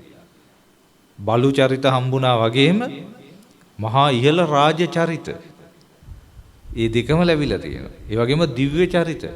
සමහර කාලවල ඔය චාතුරුමා රාජිකේව එහෙම අපිට නිකන් නුහුරු නුපුරුදු තැන් නොවේ. හිටපු තැන්. දිවැස්සේම ලැබිලා තියෙනවා. බ්‍රහ්ම ලෝකවල ගිහිල්ලා තියෙනවා. හැබැයි අඩු කාලයකට වැඩි කාලයකට ගිහිල්ලා තියෙන යටට. ඔව්. ඊළඟට පින්වත්නි අපි ඔය එන සංසාර ගමනේදී අපිට බුද්ධ ශාසන මුණ ගැහිලා තියෙනවා. ඉතින් මේ බුද්ධ ශාසන මගහැරිලා ගිහිල්ලා තියෙනවා. ඒ කියන්නේ ඒ වෙලාවේදී අපි රහත් වෙලා නැහැ. සෝවාන් උනේ නැහැ. අඩුම සෝවාන් වුණා නම් භව හතකින් නිදහස්නේ. සෝවාන්වත් වෙන්න බැරුව ගියා. සමහරට මේ බුදුරජාණන් වහන්සේලාව දකින්න ඇති. දැක්කට පූර්ණ කස්සපගේ පස්සේ යන්න ඇති. බුදුහාමුදුරුවෝ මෙහෙ වඩිනකොට යනවා පූර්ණ කස්සපගේ පස්සේ. එහෙම නැත්නම් මක්කලි ගෝසාල වගේ අය හොයාගෙන යන්න ඇති. අජිත කේසකම්බල මං කිව්වා වගේ. පකුද කච්චායන. සංජේ බෙල්ලාටිපුත්ත වගේ අය. දැන් සංජේ බෙල්ලාටිපුත්තකින් ඇහුවොත් එමේ මෙලවක් තිබේද? තියෙන්න පුළුවන් නැති වෙන්න පුළුවන්. පරලොවක් තිබේද? තියෙන්න පුළුවන් නැති වෙන්න පුළුවන්. දැන් මේ කාලෙත් ඉන්නේ එක එක જાති ඔය වගේ අය. අමුතුම කට්ටිය ඉන්නවා. සමහරව ඉන්නවා ඒතියිස්ට් කියලා කට්ටිය. කිසි ආගමක් නැහැ. මට මතකයි මම එක දවසක් ධර්ම කතාවක් කතා කරන්න ගිහිල්ලා කායකද වන්දා මේ කොළඹ විශ්වවිද්‍යාලයේ නෝනා කෙනෙක්ගෙන් I am an atheist කිව්වා. එයා බලනකොට කිසි ආගමක් නැති එක්කෙනෙක්. බලන්නකෝ. පුදුමාකාර මේ භෞතිකවාදී අය. ඒ වගේ විශාල පිරිසකුත් ඉන්නවා මේ ලෝකේ. කිසි ආගමක් නැති අය. අනිත් කණ්ඩායම ගැන තමයි මම අන්තිමේදී ඔය සාකච්ඡාවට ආවේ. උඹල කඩ කතාව. නිගණ්ඨනාත පුත්තගේ කට්ටිය. ඉතින් ලංකාවේ සෑහෙන පිරිසක් ඉන්නවා නිගණ්ඨනාත පුත්තවාදීන්. ඒගොල්ලෝ තමයි උඹල කඩයක්වත් නොකා සිටීමේ දැවැන්ත අරුබුදයකට පැටලිලා ඉන්නේ. ඒගොල්ලෝ බත් කනවා. දැන් බත් කනකොට ඇත්ත වශයෙන්ම කියනවා නම් දැන් ඔය ගොවිතැන කරනකොට සෑහෙන මේ කෘමි සතුන් මරනවනේ. ඒ කියන්නේ ඉන්සෙක්ටිසයිඩ් කෘමිනාශක ගහලා දවසකට මම හිතන්නේ කෝටි ගාණක් විතර අහිංසක ඉතින් සත්තු මැරෙනවා. ඉතින් බත් කනකොට මේගොල්ලන්ට ඒක මතක් වෙන්නේ නැහැ. උඹල කඩ කනකොට විතරක් මතක් වෙනවා සත්තු මැරෙනවා කියලා. දැන් හරිනම් ඔය උඹල කඩවත් නොකා ඉන්න අය බත් නොකා සිටිය යුතුයි. අපි බත් කන නිසා තමයි අර ගොවියෝ වී හදන්නේ. ඒ වී හදනකොට තමයි කෘමිනාශක ගහන්නේ. ඒ කෘමිනාශක ගහනකොට තමයි සත්තු මැරෙන්නේ. ඒ නිසා බත් කෑවොත් ඒ ආහාර දාමේ කෙලෝරේ සත්තු මැරෙනවා. දැන් බත් නොකා කොස් දෙල් ඒ වගේ දේවල් තමයි කන්න වෙන්නේ. දැන් එහෙම ධර්මයක් බුදුරජාණන් වහන්සේ දේශනා කර නැත. ඒකයි කියන්න දෙන්නේ. චේතනාහම් භික්කවේ කම්මං වදාමි. චේතනාව කර්මයයි කියමි. අපි බත් කනකොට ඔය කුමි සත්තු මැරේවා. ඔකුම් මැරෙන්න හිතාගෙන තමයි මම මේ බත් කන්නේ. තව ගාපියව කුමිනාසක. එහෙමද අපි බත් කන්නේ? අපිට කල්පනාවක්වත් නැහැ. අපේ එහෙම කිසි පැතුමක් නැහැ මේ අහිංසක කුමි සත්තු මැරෙන්න කියලා. අපි මේ බත් ටිකක් කනවා. දැන් මං කියන්නේ මේ අපේ ජනතාව ධර්මයේ කියලා අල්ලගෙන තියෙන්නේ කුමක්ද? මේ එක එක වැඩ කරන්නේ නැති කොන් අල්ලගෙන අවශ්‍යම දේ කරන්නේ. අවශ්‍යම දේ තමයි සත්තු මරන්න නැතුව ඉන්න එක. සත්තු මරනවා වුණාම හරක් මරන්නේ නැහැ, ඌර මරන්නේ නැහැ, හැබැයි මදුරුව මරනවා. මදුරුව මරුවට ප්‍රශ්නයක් වෙන්නේ නැහැ මොකද ඌට පණ නැති නිසා. හරකට විතරනේ පණ තියෙන්නේ. දැන් ලංකාවේ සිස්ටම් එක ඒකයි. සර්පයෝ මරනවා. හැබැයි ඉතින් ඒක ප්‍රශ්නයක් නැහැ. ඉතින් උන්ට පණ නැහැ. පණ තියෙන්නේ කාටද? හරක්ට, ඌරට, කුකුලට, එළුවට, බැටළුවට. ඔය සත්තුන්ට විතරයි පණ තියෙන්නේ. මදුරුවන්ට ප්‍රශ්නයක් නැහැ. කරපොත්තන්ට ප්‍රශ්නයක් නැහැ. ඈ? එතකොට කුමි සත්තු ප්‍රශ්නයක් නැහැ. ඊළඟට දැන් අනිත් එක තමයි වෙල් මාළු කන්නේ පව් කියලා. ගඟේ මාළු, වැව් මාළු කන්නේ. මූදේ මාළු කනවා. උන්ට පණ නැහැ. මේ ලංකාවේ පුදුම චින්තනයක් තියෙන. ඒ කියන්නේ පුදුම මිත්‍යා දෘෂ්ටි පිරිසක් මේ රටේ ඉන්නේ. ධර්මයේ කියලා අල්ලලා තියෙන විදිය. ඊළඟ බුදුරජාණන් වහන්සේ දේශනා නොකරපු යමක් තියෙනවද? ඒ සිහිරම පැල් බැඳගෙන අල්ලලා කරනවා. දැන් ග්‍රහයෝ ගැන දේශනා කළා නෑනේ. ග්‍රහයන්ට පහම් පත්තු කරනවා කියන්නේ පැල් බැඳගෙන බෝධියක් පේන්න බෑ. 9ක් පත්තු කරනවා බෝධීන් වහන්සේට එක පහනක්වත් නැහැ. සේරම ග්‍රහයන්ට. ලංකාවේ නැද්ද බලන්න. ඉතින් බෝධීන් වහන්සේ කල්පනා කරනවා ඇති මටත් එක පහනක්වත් අඩුම මල් ටිකත් බුලත් කොළ 9 තියලා ග්‍රහයන්ට. මේ ලංකාවේ අයගේ හැටි මම මේ කියන්නේ. මේ ඊළඟට බලන්න කේන්දරවලට අනුව තමයි සේරම තීන්දුව. කේන්දර තමයි සේරම තීන්දුව කරන්නේ. බුදුරජාණන් වහන්සේ කේන්දරවලට තැනක් දුන්නේ නැහැ. ඊළඟට නැකත්, නිමිටි, ඔය තිරස්චීන විද්‍යාව කියලා කිව්වේ. දැන් අපි ඒව සේරම සරණ ගිහිල්ලා තියෙනවා. බුදුරජාණන් වහන්සේව සරණ යන්නේ නැහැ. ඔන්න ඔය වගේ දැවැන්ත අරුබුදයක් මේ රටේ තියෙන්නේ. කල්ප ගානකින් පහළ වෙච්ච බුදුරජාණන් වහන්සේ සරණ යන්නේ අනිත් සේරම සරණ යනවා. දැන් බුදුරජාණන් වහන්සේ අපිට දේශනා කරනවා ඨාන සූත්‍රයේදී කරුණු 5ක් නිරන්තරයෙන් සිහි කළ යුතුයි. කරුණු 5ක්. මොනවාද? මම වයසට යනවා. වයසට යන්නේක වළක්වන්න බෑ. දැන් ඇත්ත වශයෙන්ම ධර්ම දේශනා පවත්වන නිසා මට විශාල වාසියක් තියෙනවා. මම වයසට යන අයව දැක ගන්න ලැබෙනවා. වයසට ගිය අයයි වයසට යන අයයි. සේරම තට්ටේ පෑදිච්ච පිරිමි අය. ඒ වගේම සුදු කෙස් තියෙන අය. තැන් වල සුදු කෙස් තියෙන අය. දත් වැටිච්ච අය. හැම රැලි වැටිච්ච අය. එතකොට අපේ උපාසිකාව ගත්තත් එහෙමයි. කොන්ද කුදු වෙච්ච අමාරුවෙන් ඉඳගන්නේ අමාරුවෙන් නැගිටින්නේ. එහෙම පිරිසක් අපිට දැක බලා ගන්න ලැබෙනවා. දැන් වයසට යනවා කියන එක මට හොඳට පේනවා. ඉතින් නිරන්තරයෙන්ම දැක බලා ගන්න පුළුවන්. දැන් බුදුරජාණන් වහන්සේ දේශනා කරනවා මම වයසට යනවා. වයසට යන එක වළක්වන්න බෑ කියලා නිතර හිතන්න කියනවා. දැන් තරුණ වයසේදී එහෙම හිතන්න පටන් ගත්තොත් හරි ලේසි වැඩේ. පොඩි කාලේ ඉඳලම හිතනවා නම් තේරෙන වයසේ ඉඳලා මම වයසට යනවනේ කියලා හරි වටිනවා.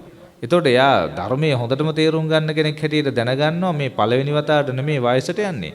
කල්ප ගණන් වයසට ගියා කියලා. මේ පළවෙනි වතාවට නෙමෙයි. මීට කලිනුත් වයසට ගියා. සමහරට බලු පැටියෙක් වෙලා ඉඳලා චූටි බලු පැටිය ලස්සනට ඉඳලා ආයි මෙන්න ලොන් හැලිලා ගිය බල්ලෙක් වෙලා ඉන්නවා. අපි කියමු චූටි හොඳ ලස්සන මේ අලි පැටිය. හරි ආසයි ඉතින්.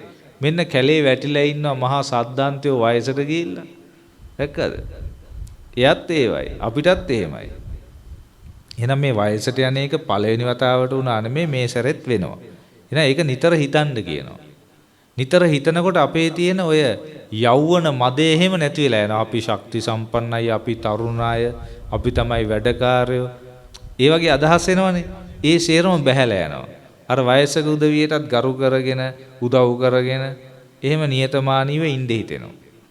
ඊළඟට මම ලෙඩ වෙනවා, ලෙඩ වෙන එක වළක්වන්න බෑ කියලා හිතන්න කියනවා. සමහරව ඉන්නවා අපි නම් ගස්ගල් වගේ අපිට නම් එම්බිරිස්සාවක්වත් නැහැ කියලා. එහෙම ඉඳලා එකපාරට දැවැන්ත රෝගයක් ඇති වෙච්ච ගමන් මානසිකව බිඳුවට වැටෙනවා. දැන් මේ කාලේ එක එක දැවැන්ත රෝග එනවා. දැන් මම හිතන්නේ මේ මෑණියන්ට උනත් අවාසනාවකට වගේ ඒ වගේ රෝගී තත්යකට මුහුණ දෙන්න සිද්ධ වුණා. ඉතින් අපිට මුහුණ දෙන්න සිද්ධ වෙයිද නැද්ද කියලා කාටද තීන්දුව කරන්න පුළුවන්? දැන් මෙතන ඉන්න අය මොන විදියකින් දැන් වැඩි ඕනේ නැහැ. දැන් මට මතකයි අපේ ගමේ මේ රෝගෙන් අභාවයටපත් වෙච්ච අවස්ථා 5ක් 6ක් මට මතකයි. ඔව්. ඒ සමහර අවස්ථාවල ඒ රෝගෙන් අභාවයටපත් වෙච්ච කෙනා ඉන්න තැන්වල මම දේශනා කරද්දී හිටපු සමහර අයට ඊට පස්සේ හැදිලා ඒගොල්ලොත් නැතු උනානේ. ඒකනේ මෙතන තියෙන බරපතල තත්ත්වය. දැන් එදා එයා ඉන්නේ වැඩකාරයෙක් වගේ ඉන්නවා. මට පිටිපස්සෙන් නැහැ කියලා. නමුත් මෙන්න කාලෙකදී එයාට හැදිලා මෙන්න ඊට පස්සේ එයා නැති වෙලා යනවා. ඊට පස්සේ එයා නැති වෙලා යනකොට එතන බනහගෙන හිටපු එක්කනකොට වෙන දවසක එයා නැති වෙලා යනවා. දැන් කවුද දන්නේ අපි කාට කොයි විදියකට යන්න වෙයිද කියලා? තීන්දුවක් ගන්න බෑ. එහෙනම් බුදුරජාණන් වහන්සේ දේශනා කරනවා මම ලෙඩ වෙනවා. ලෙඩ වෙන එක වළක්වන්න බෑ කියලා නිතර හිතන්න කියලා. ඒතර යම් ලෙඩක් හැදුනොත් අපි මානසිකව වැටෙන්නේ. අපි දන්නවා මේක තමයි බුද්ධ දේශනාව. රෝග නිද්ධම් පවංගොරං. රෝගයට නිධානයක් මේක. ඊළඟට මම මැරෙනවා. මැරෙන එක වළක්වන්න බෑ. දැන් මෙතන ඉන්න හැම කෙනෙක්ම යම් දවසක ඉතින් මැරෙන එක මැරෙනවනේ අනිවාර්යෙන්ම ඉතින් ආයේ. නේද? ආයෙ නවත්තන්නම් වෙන්නේ නැහැ. ඒකින්ද දැම්මතියා ෆොටෝ එහෙම හදලා නැත්නම් අනිච්චාවත සංඛාරයකට හොඳ ෆොටෝ එකක් ලස්සන එකක් හදලා තියාගන්න. ඔව් නැත්නම් අර දැන් සමහර ෆොටෝ දැක්කම මම ඔය ළඟදි මම මේ පිළිකා රෝගයකින් අභාවයටපත් වෙච්ච අපේ ඉංග්‍රීසි දහම් පාසලේ ඒ උපාසිකාව. ඒ කියන්නේ එයාගේ මුණුබුරා අපේ දහම් පාසලට ආවේ. ඉතින් මෙයා හැමදාම එක්කන් ඇවිල්ලා බෝධීන් වහන්සේ ළඟ පූජා තියේදී ඉන්න අනිත් අම්මලාත් එක්ක. ඒගොල්ලන්ගේ දුවයි පුතයි කැනඩාවේ ඉන්නේ. මෙයාත් මේ ජනවාරි මුල කැනඩාවේ යන්න ඉන්නකොට හොඳ වෙලා තිබුණේ. ගිහිල්ලා ආයි පරීක්ෂා කරනකොට කිව්වා මෙන්න ආයි මතුවෙලා. මෙයා ඉතින් දවස් 3ක් විතර අඬලා තියෙනවා ඒ සම්බන්ධව. දැන් මෙයා කැනඩාවේ යන්න නෙටි දැන් හොඳ වෙලා නෙටි. ඊට පස්සේ අසනීප වුණා. මම අවස්ථා ගණනාවක බලන්න ගියා. අන්තිම කාලේ යනකොට මේ සිහි කල්පනාව නැහැ. ඉතින් ඒ රූපය ගහලා තිබුණ යනකොට ඒ බැනර් එකක්. ඉතින් මම ඒ ගෙදරට ගිහිල්ලා අවමගුල් අවස්ථාවට සහභාගී වෙලා ආයෙ එනකොට තව බැනර් එකක් ගහලා තිබුණා. ඊට මෙහෙන් ඒ වයස් එකෙම වගේම මේ මෑණි කෙනෙක් මම හිතන්නේ මොන රෝගයක් නිසා අභාවයටපත් වෙලාද දන්නේ නැහැ. මම ඒ අනිච්චාවත සංඛාරා බෝඩ් එක දිහා බැලුවා. බලපුවම සෑහෙන ප්‍රසන්න ගතියක් තියෙනවා. මම ඉතින් හොඳට hina වෙලා ආවා එන්නේ බෝඩ් එක දිහා බලලා. ඉතින් ඒ නිසා මම මේ කිව්වේ අර හොඳ බෝඩ් එකක් ගහන්න පුළුවන් විදිහේ රූපයක් ෆොටෝ එකක් හොයලා තියන්න කියලා මැරෙන්න පෙර. ඒතර අපිට යන ගමන් hinaවක්වත් වෙලා යන්න පුළුවන්. සමහර ඒවා දැක්කම හරිම මේ කියන්නේ මුස්පේන්තු බූණු තියෙන ඒවා. ටිකක් දැක්කට බය වෙලා යනවා. ඒ නිසා මරුණට පස්සේ හරි කමන්නේ බලන මිනිස්සෙකුට එතනත් නිකන් පොඩි සැනසීමක් දෙන විදිය රූපයක් තියලා ගියා නම් හොඳයි.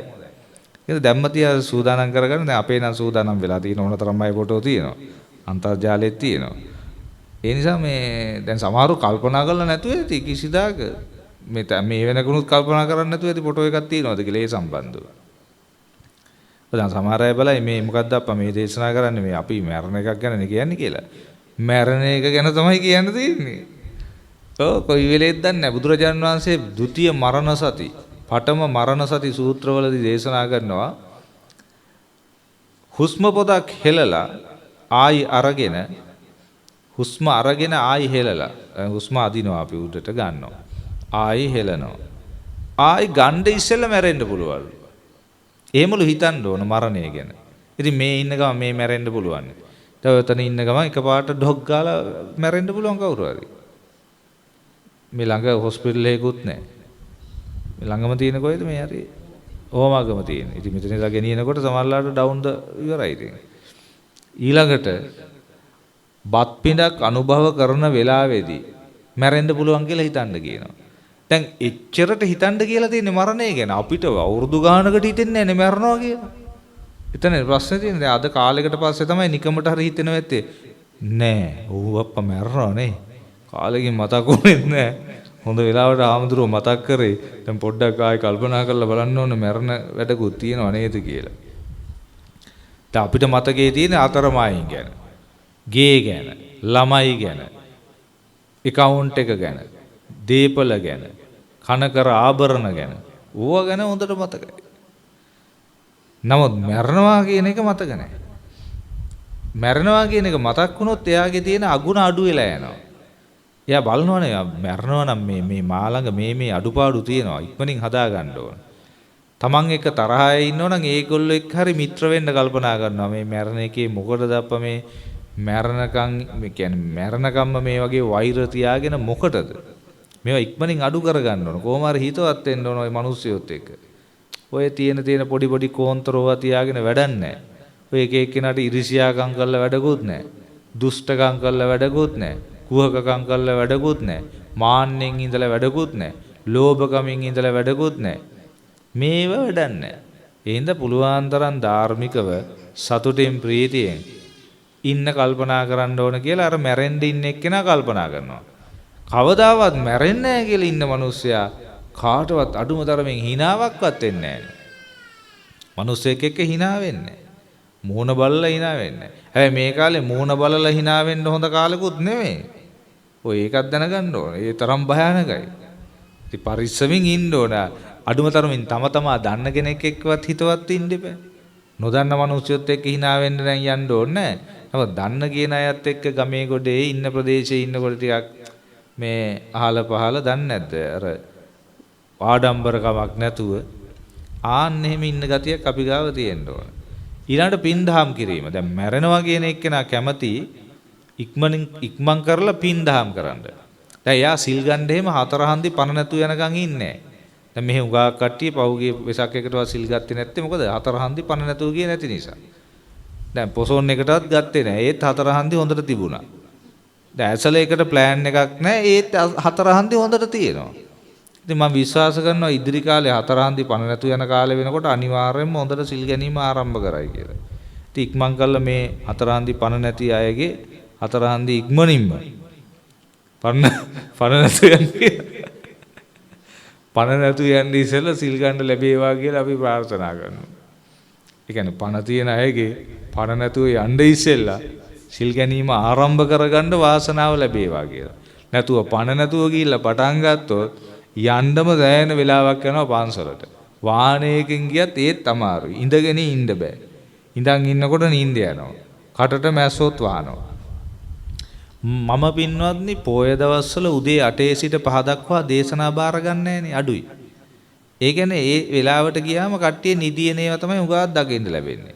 මම 5න් පස්සේ එන්නම් කියලා තියෙන්නේ. ඒතර උපාසක උපාසිකාවොත් ඉන්නවා පිටස්තර වෙන අයත් ඉන්නවා දෙගොල්ලොම ඉන්නවා. ඒ වෙලාවේ කොහොම හරි ධර්ම දේශනාවක් කරගන්න පුළුවන්. මට මතකයි මේ ළඟදී මහරගම පැත්තට මම දේශනාවකට ආවා. ඒ නීතිය කඩ කරලා මම්ම කඩ කළා ආවා. අයියෝ මට අමතක වෙලාවේ මොනාට මං මේ නීතිය කඩ කරගත්තද කියලා හිතුවා. නීති කියන්නේ සම්පූර්ණ නීති. දැන් මේ වෙලාවේ නම් පොඩ්ඩක් කරකවන්නේ නැහැ කියමුකෝ. දැන් මේ රැය වෙච්ච වෙලාවෙනේ කියලා. අර මේ දවල් හොඳටම නීති. ඒ මොකද ප්‍රශ්නේ? පින්වත්නි එතන තියෙන්නේ අර මං කියපු ප්‍රශ්නේ. වයසට ගියාට පස්සේ අමාරුයි මේ ඉන්න. දැන් තරුණ පිරිස් බනහඬ ආපු අවස්ථා මම දැකලා තියෙනවා. ඒගොල්ලෝ කොහොම හරි ඉන්නවා. ඒගොල්ලන්ට පුළුවන්. වයසක අයට අමාරුයි. ඒ නිසා පින්නත් අය වයසට යන්න කලින් සිල් සමාදන් වීම ආරම්භ කරන්න. මැරෙනවා කියලා හිතපු ගමන් තියෙන වාසිය අන්නේ ඒකයි. එතකොට එයා කල්පනා කරනවා බැරිලා මම මැරුණොත් වයසට යන්න පෙර කොහොම මං සිල් ගත්තේ නැහනේ. කොහොම මං භාවනා කරේ නැහනේ. කොහොම මං පිංකම් කරගත්තේ නැහනේ කියලා එයා පටන් ගන්නවා. දැන් අපේ මේ දොස්තර මහත්තුරු දොස්තර නෝනලා උඟාක් ඉන්නවා දැන් ඒ වගේ පින්දාම් වැඩවලට නිරත වෙන අය. දැන් මේ පහුගිය දවසක මට මතකයි මම මේ මරණ සිද්ධියක් කියන්නේ මම එක මහත්තයෙක්ව CSN එකට මම බණකට එන ගමන් වාහනේ දාගෙන ආවා කිරිබත් ගොඩට එනකන් අවුරුදු 40යි වයස. මට ආයි සති 3කට පස්සේ ආරංචි වුණා මේ අපේ මාත් එක්ක ඉගෙනගත්තු මහත්මයෙක් මේ එතුමා අභාවයටපත් වුණා කියලා. අවුරුදු 40යි වයස. ඉතින් දැන් අදට මාස 2ක් ගත වෙනවා කිරිබත්ගොඩ විහාරමහාදේවි විද්‍යාලයේ දරුවෙක් දික්වැල්ලේදී මේ දියේ ගිලිලා නැතුව ගියා. දික්වැල්ලේදී. අද ඒ අම්මලා තාත්තලා මට කතා කරලා මේ හාමුදුරුවෝ මේ පැත්තෙන් වඩිනවා නම් ගෙදෙට්ට වඩින්න කිව්වා දාන ටිකක් දෙන්න කැමතියි මේ ළමයා නැති වෙලා අදට මාස 2යි කියලා. අවුරුදු 16යි. එතකොට අපි කොහෙන්ද තීන්දුවක් ගන්නෙ? දැන් සමහර ළමයි නැති වෙලා තියෙන්නේ මව් කුසේදී. සමහර ළමයි නැති වෙලා තියෙන්නේ ඉපදිලා අවුරුද්දයි. එහෙනම් මේකේ මේ හරියට තීන්දුව කරන්න බෑ කොයි වෙලේද යන්න වෙන්නේ කියලා. එහෙනම් බුදුරජාණන් වහන්සේ ඒකයි දේශනා කරන්නේ මට මාගේ මරණය සිදු වෙන්න පුළුවන්. ඒක වළක්වන්න බෑ කියලා නිතර හිතන්න කියනවා. එහෙනම් ඔබත් නිතර කල්පනා කරගෙන ඉන්න දවස මුළුල්ලේ. දැන් මට එක දවසක් ගෙවිලා ගිය කාලයක් මතක නැහැ මේ මෑත අවුරුදු ගාණක් මුළුල්ලේ මැරෙනවා කියන එක සිහිපත් නොවිච්ච දවසක්. හැමදාම මතක් වෙනවනේ. හැමදාම මතක් වෙනවා. මතක් වෙන වාර ගණන මතකත් නැහැ. ඒ තරම් මතක් වෙනවා මැරෙනවනේ කියලා. ඒක ඉතින් විශාල පිනක්. අමත ගෝදා අමත පරයෝෂණ නිවන් මගට හේතු වෙනවා. එතකොට මහත්ඵලා හෝති මහානිසංසා මහත්ඵලයි මහානිසංසයි. මේ මරණයේ සිහිපත් වීම. සමහරු හිතන්නේ අව කැපෙන කතාවක් කියලා. අව කැපෙන කතාවක් නෙමෙයි මේක හරි හොඳ වැඩේ. සිහිපත් කරගන්න පුළුවන් නම්. ඉතින් කවුරු හරි හම්බෙච්ච ගමන් මචං ෆිට් තමයි මැරෙනවනේ. මැරෙනවා බං. කිව්වනම් මාර මේකක් තියෙනවා. දැන් දේශනාව ඉවරලා මං ගියාට පස්සෙත් හල්ලෝ මැරෙනවනේ. කිව්වනම් හරි. මේ අව කැපෙන කතා කියන්න එපා බං ආමුදුරෝ කියලා ගියාට. ආමුදුරෝ නම් කියයි. ඌවා කිව්වම නිකන් වස් වදිනවා වගේනේ. මේ හොදට ඉන්න අපි. එහෙම කියලා මරන්න පුළුවන් නම් බැරිය. එහෙම මැරෙන්නේ නැහැ. ඒ මරණය සිහි කරන්න එයාට තවත් ආයුෂ වැඩි වෙන්න පුළුවන්. මොකද එයාට පින වැඩි වෙනවා. මරණය සිහි කිරීම නිසා. හැබැයි ඉතින් එකපාරට කවුරුද දැකලා මැරේවා කියන්නේ යන්න එපා ගුටි ගන්න වෙයි. තේරෙනවද? අපි ඉතින් සුවදශීලීව අපේ හිතවත් කෙනෙක් එක්ක ඉන්න ගමන් ඔය කරුණු සාකච්ඡා කරන්න ඕන. ධර්ම කරුණු ඔය සූත්‍ර. ඔය තමයි බුදුරජාණන් වහන්සේගේ දේශනා. තාන සූත්‍රය. ඊළඟට උන්වහන්සේ දේශනා කරනවා අපිට ප්‍රිය පුජ්‍යලයන්ගෙන් වෙන් වෙන්න සිද්ධ වෙනවා. ඒක වළක්වන්න බෑ කියලා. දැන් මේක කියලා තියෙන්නේ කොහොමද? ඉත්‍යාවා පුරිසේනවා ගහට්ටේනවා පබ්බජිතේනවා අබින්නම් පච්චවෙක්කිතබ්බා. ස්ත්‍රියෙක් හෝ පුරුෂයෙක් හෝ ගිහි කෙනෙක් හෝ පැවිදි කෙනෙක් හෝ නිතර ප්‍රත්‍යවේක්ෂා කළ යුතුයි සිටිය යුතුයි මෙන්න මේ කරුණු පහ කියලානේ කියලා තියෙන්නේ. එතකොට මොකද්ද මෙතන වෙලා තියෙන්නේ? මේ දොස්තර මාත්‍යයි අක්කයි දෙන්න නේද ඉන්නේ? අක්කා. එතකොට මේ කවුද? ඒ තාත්තා. දැන් ওই කට්ටිය ওই කාරණාව හිතුවේ නෑනේ. ඔතන පස්සේ තියෙන්නේ. මොකද්ද හිතුවේ නැත්තේ? හතරවෙනි එක. අපිට ප්‍රිය පුජ්‍යලයන්ගෙන් වෙන් වෙන්න සිද්ධ වෙනවා. ඒක වළක්වන්න බෑ. දැන් වැඩියෙන් හිතලා නැහැ කියලා මට හිතෙනවා. ඔබ විතරක් නෙමේ මේ සමාජයේ ඉන්න බොහෝ දෙනෙක් තාම හිතන්නේ. දැන් කවුරු හරි හරියටම විවාහ වෙන්න යෝජනා වෙන දවසේම දැන් කවුරු හරි හිතවත් වෙනවනේ. දෙන්නෙක් එක්ක ඔන්න යාළු වෙනවා දැන්. යාළු වෙනවා විවාහ වෙන්න කියලා. ඉදාම තමයි ප්ලෑන් කරන්න ඕන. කවදා හරි ඉතින් මෙයා මැරෙනවනේ. මම මේ යාළු වුණාට. ඊට පස්සේ විවාහ වෙලා ඒගොල්ලන් මේ පෝරුවේ ඉන්නවනේ. මෙයා මැරෙනවනේ ඉතින් කවදා හරි. ඊට ලං කරලා කියන්න ඕන. ඔයා කවදාද මැරෙනවනේ. චරයක් කියන ඔයාත් මැරෙනවනේ. කියලා එහෙම යන්න ඕනේ වැඩේ. දැන් මෙතන එහෙම එකක් වෙනවද? නෑ සමහරවිට දැන් අපේ පැත්තේ එක තරුණ මාත්මෙක් විවාහ වෙච්ච දවසේම ඇක්සිඩන්ට් වුණා මැරුණා. ඉවරයි. දැන් සමහර මේ පෙම්වතුන් පාරේ යන ගමන් ඇක්සිඩන්ට් වෙලා මෙන්න මැරිලා යනවා. දැක්කද? එතකොට දැන් මේක අපි හැමතිස්සෙම සිහි කර යුතු දෙයක්. අපේ ප්‍රිය පුජ්‍යලයන්ගෙන් අපිට වෙන් වෙන්න සිද්ධ වෙනවා. දැන් ස්වාමියා භාර්යාව ගැන හිතන්න ඕන භාර්යාව ස්වාමියාව ගැන. ඊළඟට තමන්ගේ දරුවෝ ගැන දැන් ඊයේ පෙරේදා මම අර මේ මාතාවන් ගැබිනි මාතාවන්ට දේශනාවක් කරන්න ගියා. ඉතින්දී ඒ දානේ දීපු කට්ටියගේ හොඳ වෙලාවට නිඹුන්නු දෙන්නේ හම්බෙලා තියෙන්නේ. එක බබෙක් කිරි හිර වෙලා නැති වෙලානේ. පුතා නැති වෙලා දුව විතරයි ඉන්නේ. ඉතින් අර දුව ඉන්නේ හින්දා ඒගොල්ලෝ දරාගෙන ඉන්නවා එක්කෙනෙක් ඉතුරු වෙච්ච හින්දා. එහෙමත් නැති වුණා. ආන්න දැක්කද දැන් හිතන්න පුළුවන්ද එහෙනම් දැන් අපි දැම්ම තියාම දරුවෙක් එක්ක වුණත් ඉන්නකොට බලන්න ඕන මගේ ප්‍රිය පුජ්‍යලෙක් මෙයන් නැති වෙන්න පුළුවන් කියලා. ඒකෙන් අදහස් කරන්නේ මෙයා නැති වේවා කියන එක නෙමෙයි නැති වෙන්න පුළුවන්. දැන් ඔයගොල්ලන්ගේ අම්මා නැති වෙලා ගියා. ස්වාමිය නැති වෙලා ගියා. නේද? එහෙම වෙන්න පුළුවන්. ඒකයි බුදුරජාණන් වහන්සේ කල්ැතුව කියලා තියන්නේ මනස කන්ඩිෂන් කරන්න. එයා කන්ඩිෂන් නෙමෙයි සංස්කරණය කරන්න. මනස සංස්කරණය කරගෙන තියාගන්න. ඔබගේ ප්‍රිය පුජ්‍යලයා අර ටීවී එකේ ඇඩ් එකක් යනවා ඔබගේ පුජ්‍යලයා ප්‍රිය කතාවක් කියලා චූටි බබෙක් ඉන්නවා මේ වගේ කාමරයක් නම් ඒ ගෙයි හදන්න එපා කියන අර බබේ. ඔබගේ ප්‍රිය මොකද්ද කියලා එකක් කියනවා. දැන් බලන්න වෙන්නන්නේ දැන් ඒ වගේ අපිත් නිතර අපේ ප්‍රිය පුජ්‍යලෝ ගැන හිත කල්පනා කරන්න ඕන. අපේ මේ අය ඕන කෙනෙක් නැති වෙලා යන්න ඉඩ තියෙනවා කියලා.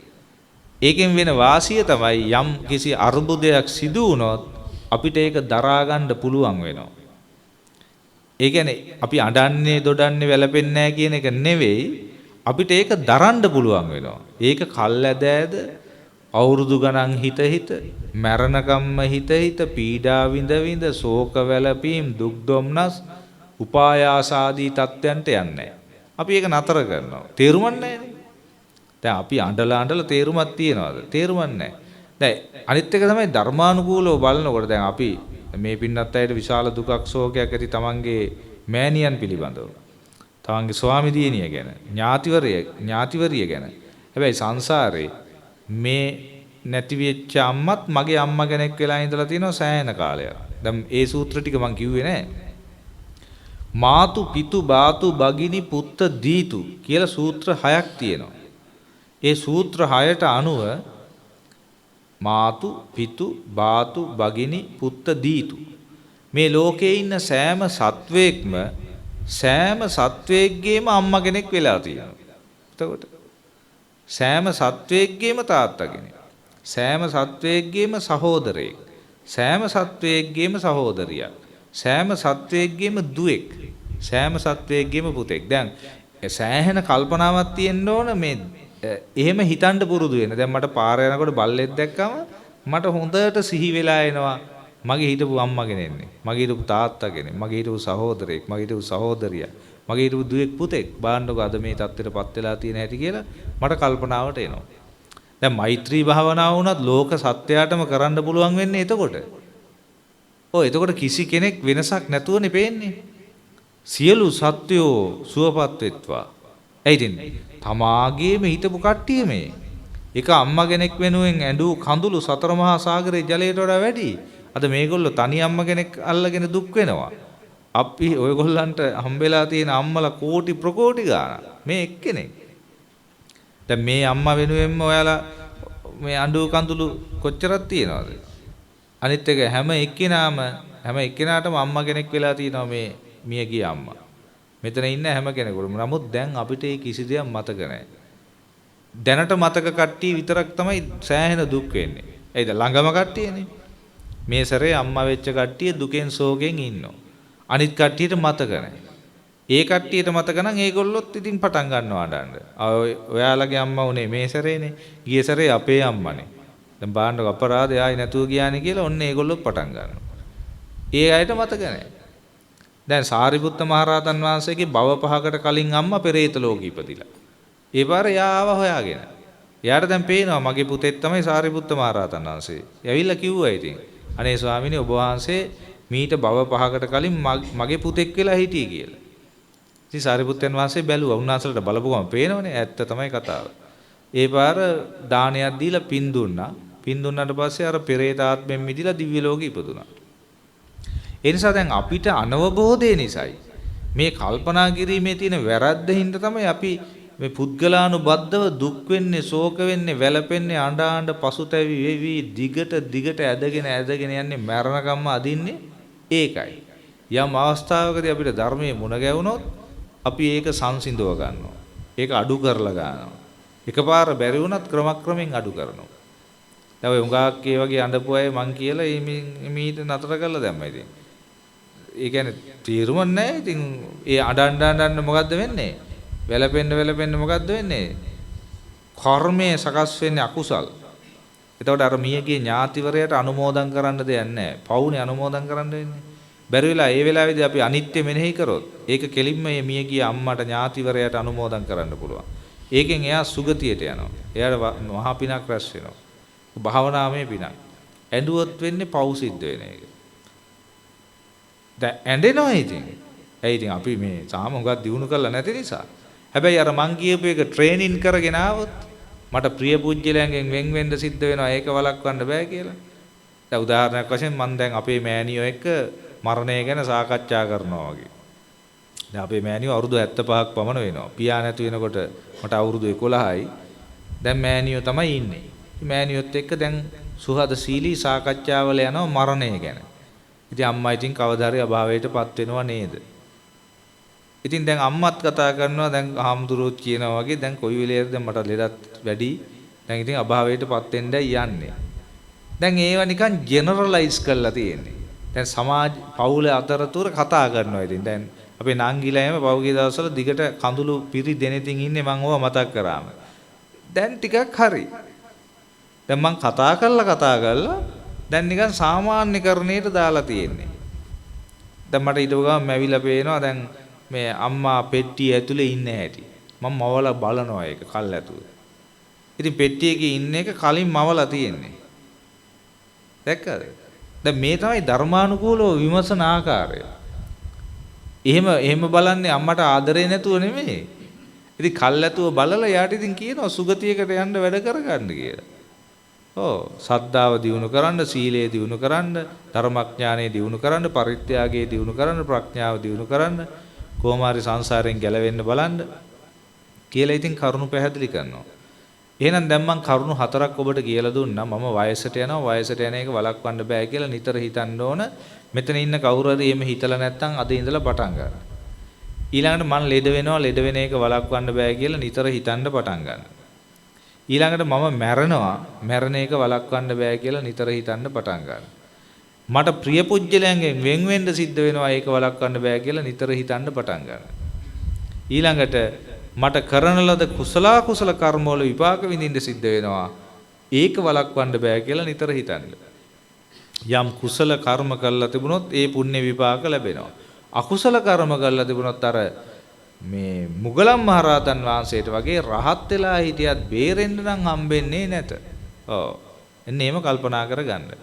ඉතින් ওই කරුණු ටික තමයි විශේෂ වශයෙන් මට කියලා දෙන්න ඕන කරේ. මට උවමනා කරේ ප්‍රථම මූලික වශයෙන් සමස්ත කණ්ඩායමටම කියලා දෙන්න ඕන කරා අපේ හිස්ටරි එක, ඉතිහාසය. අපි කොහෙන්ද ආවේ? අපි මොන තැන්වල හිටියද? දැන් මෙහෙම හිටියට වරද්ද ගත්තොත් ආයි යන තැන් ටික. එහෙනම් ඒවට යන්න හදන්න හොඳ නැහැ.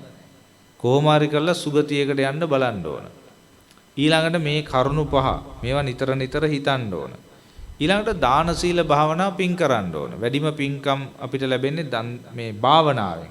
ඒක පුළුවන් තරම් භාවනාමය පින දියුණු කරන්න.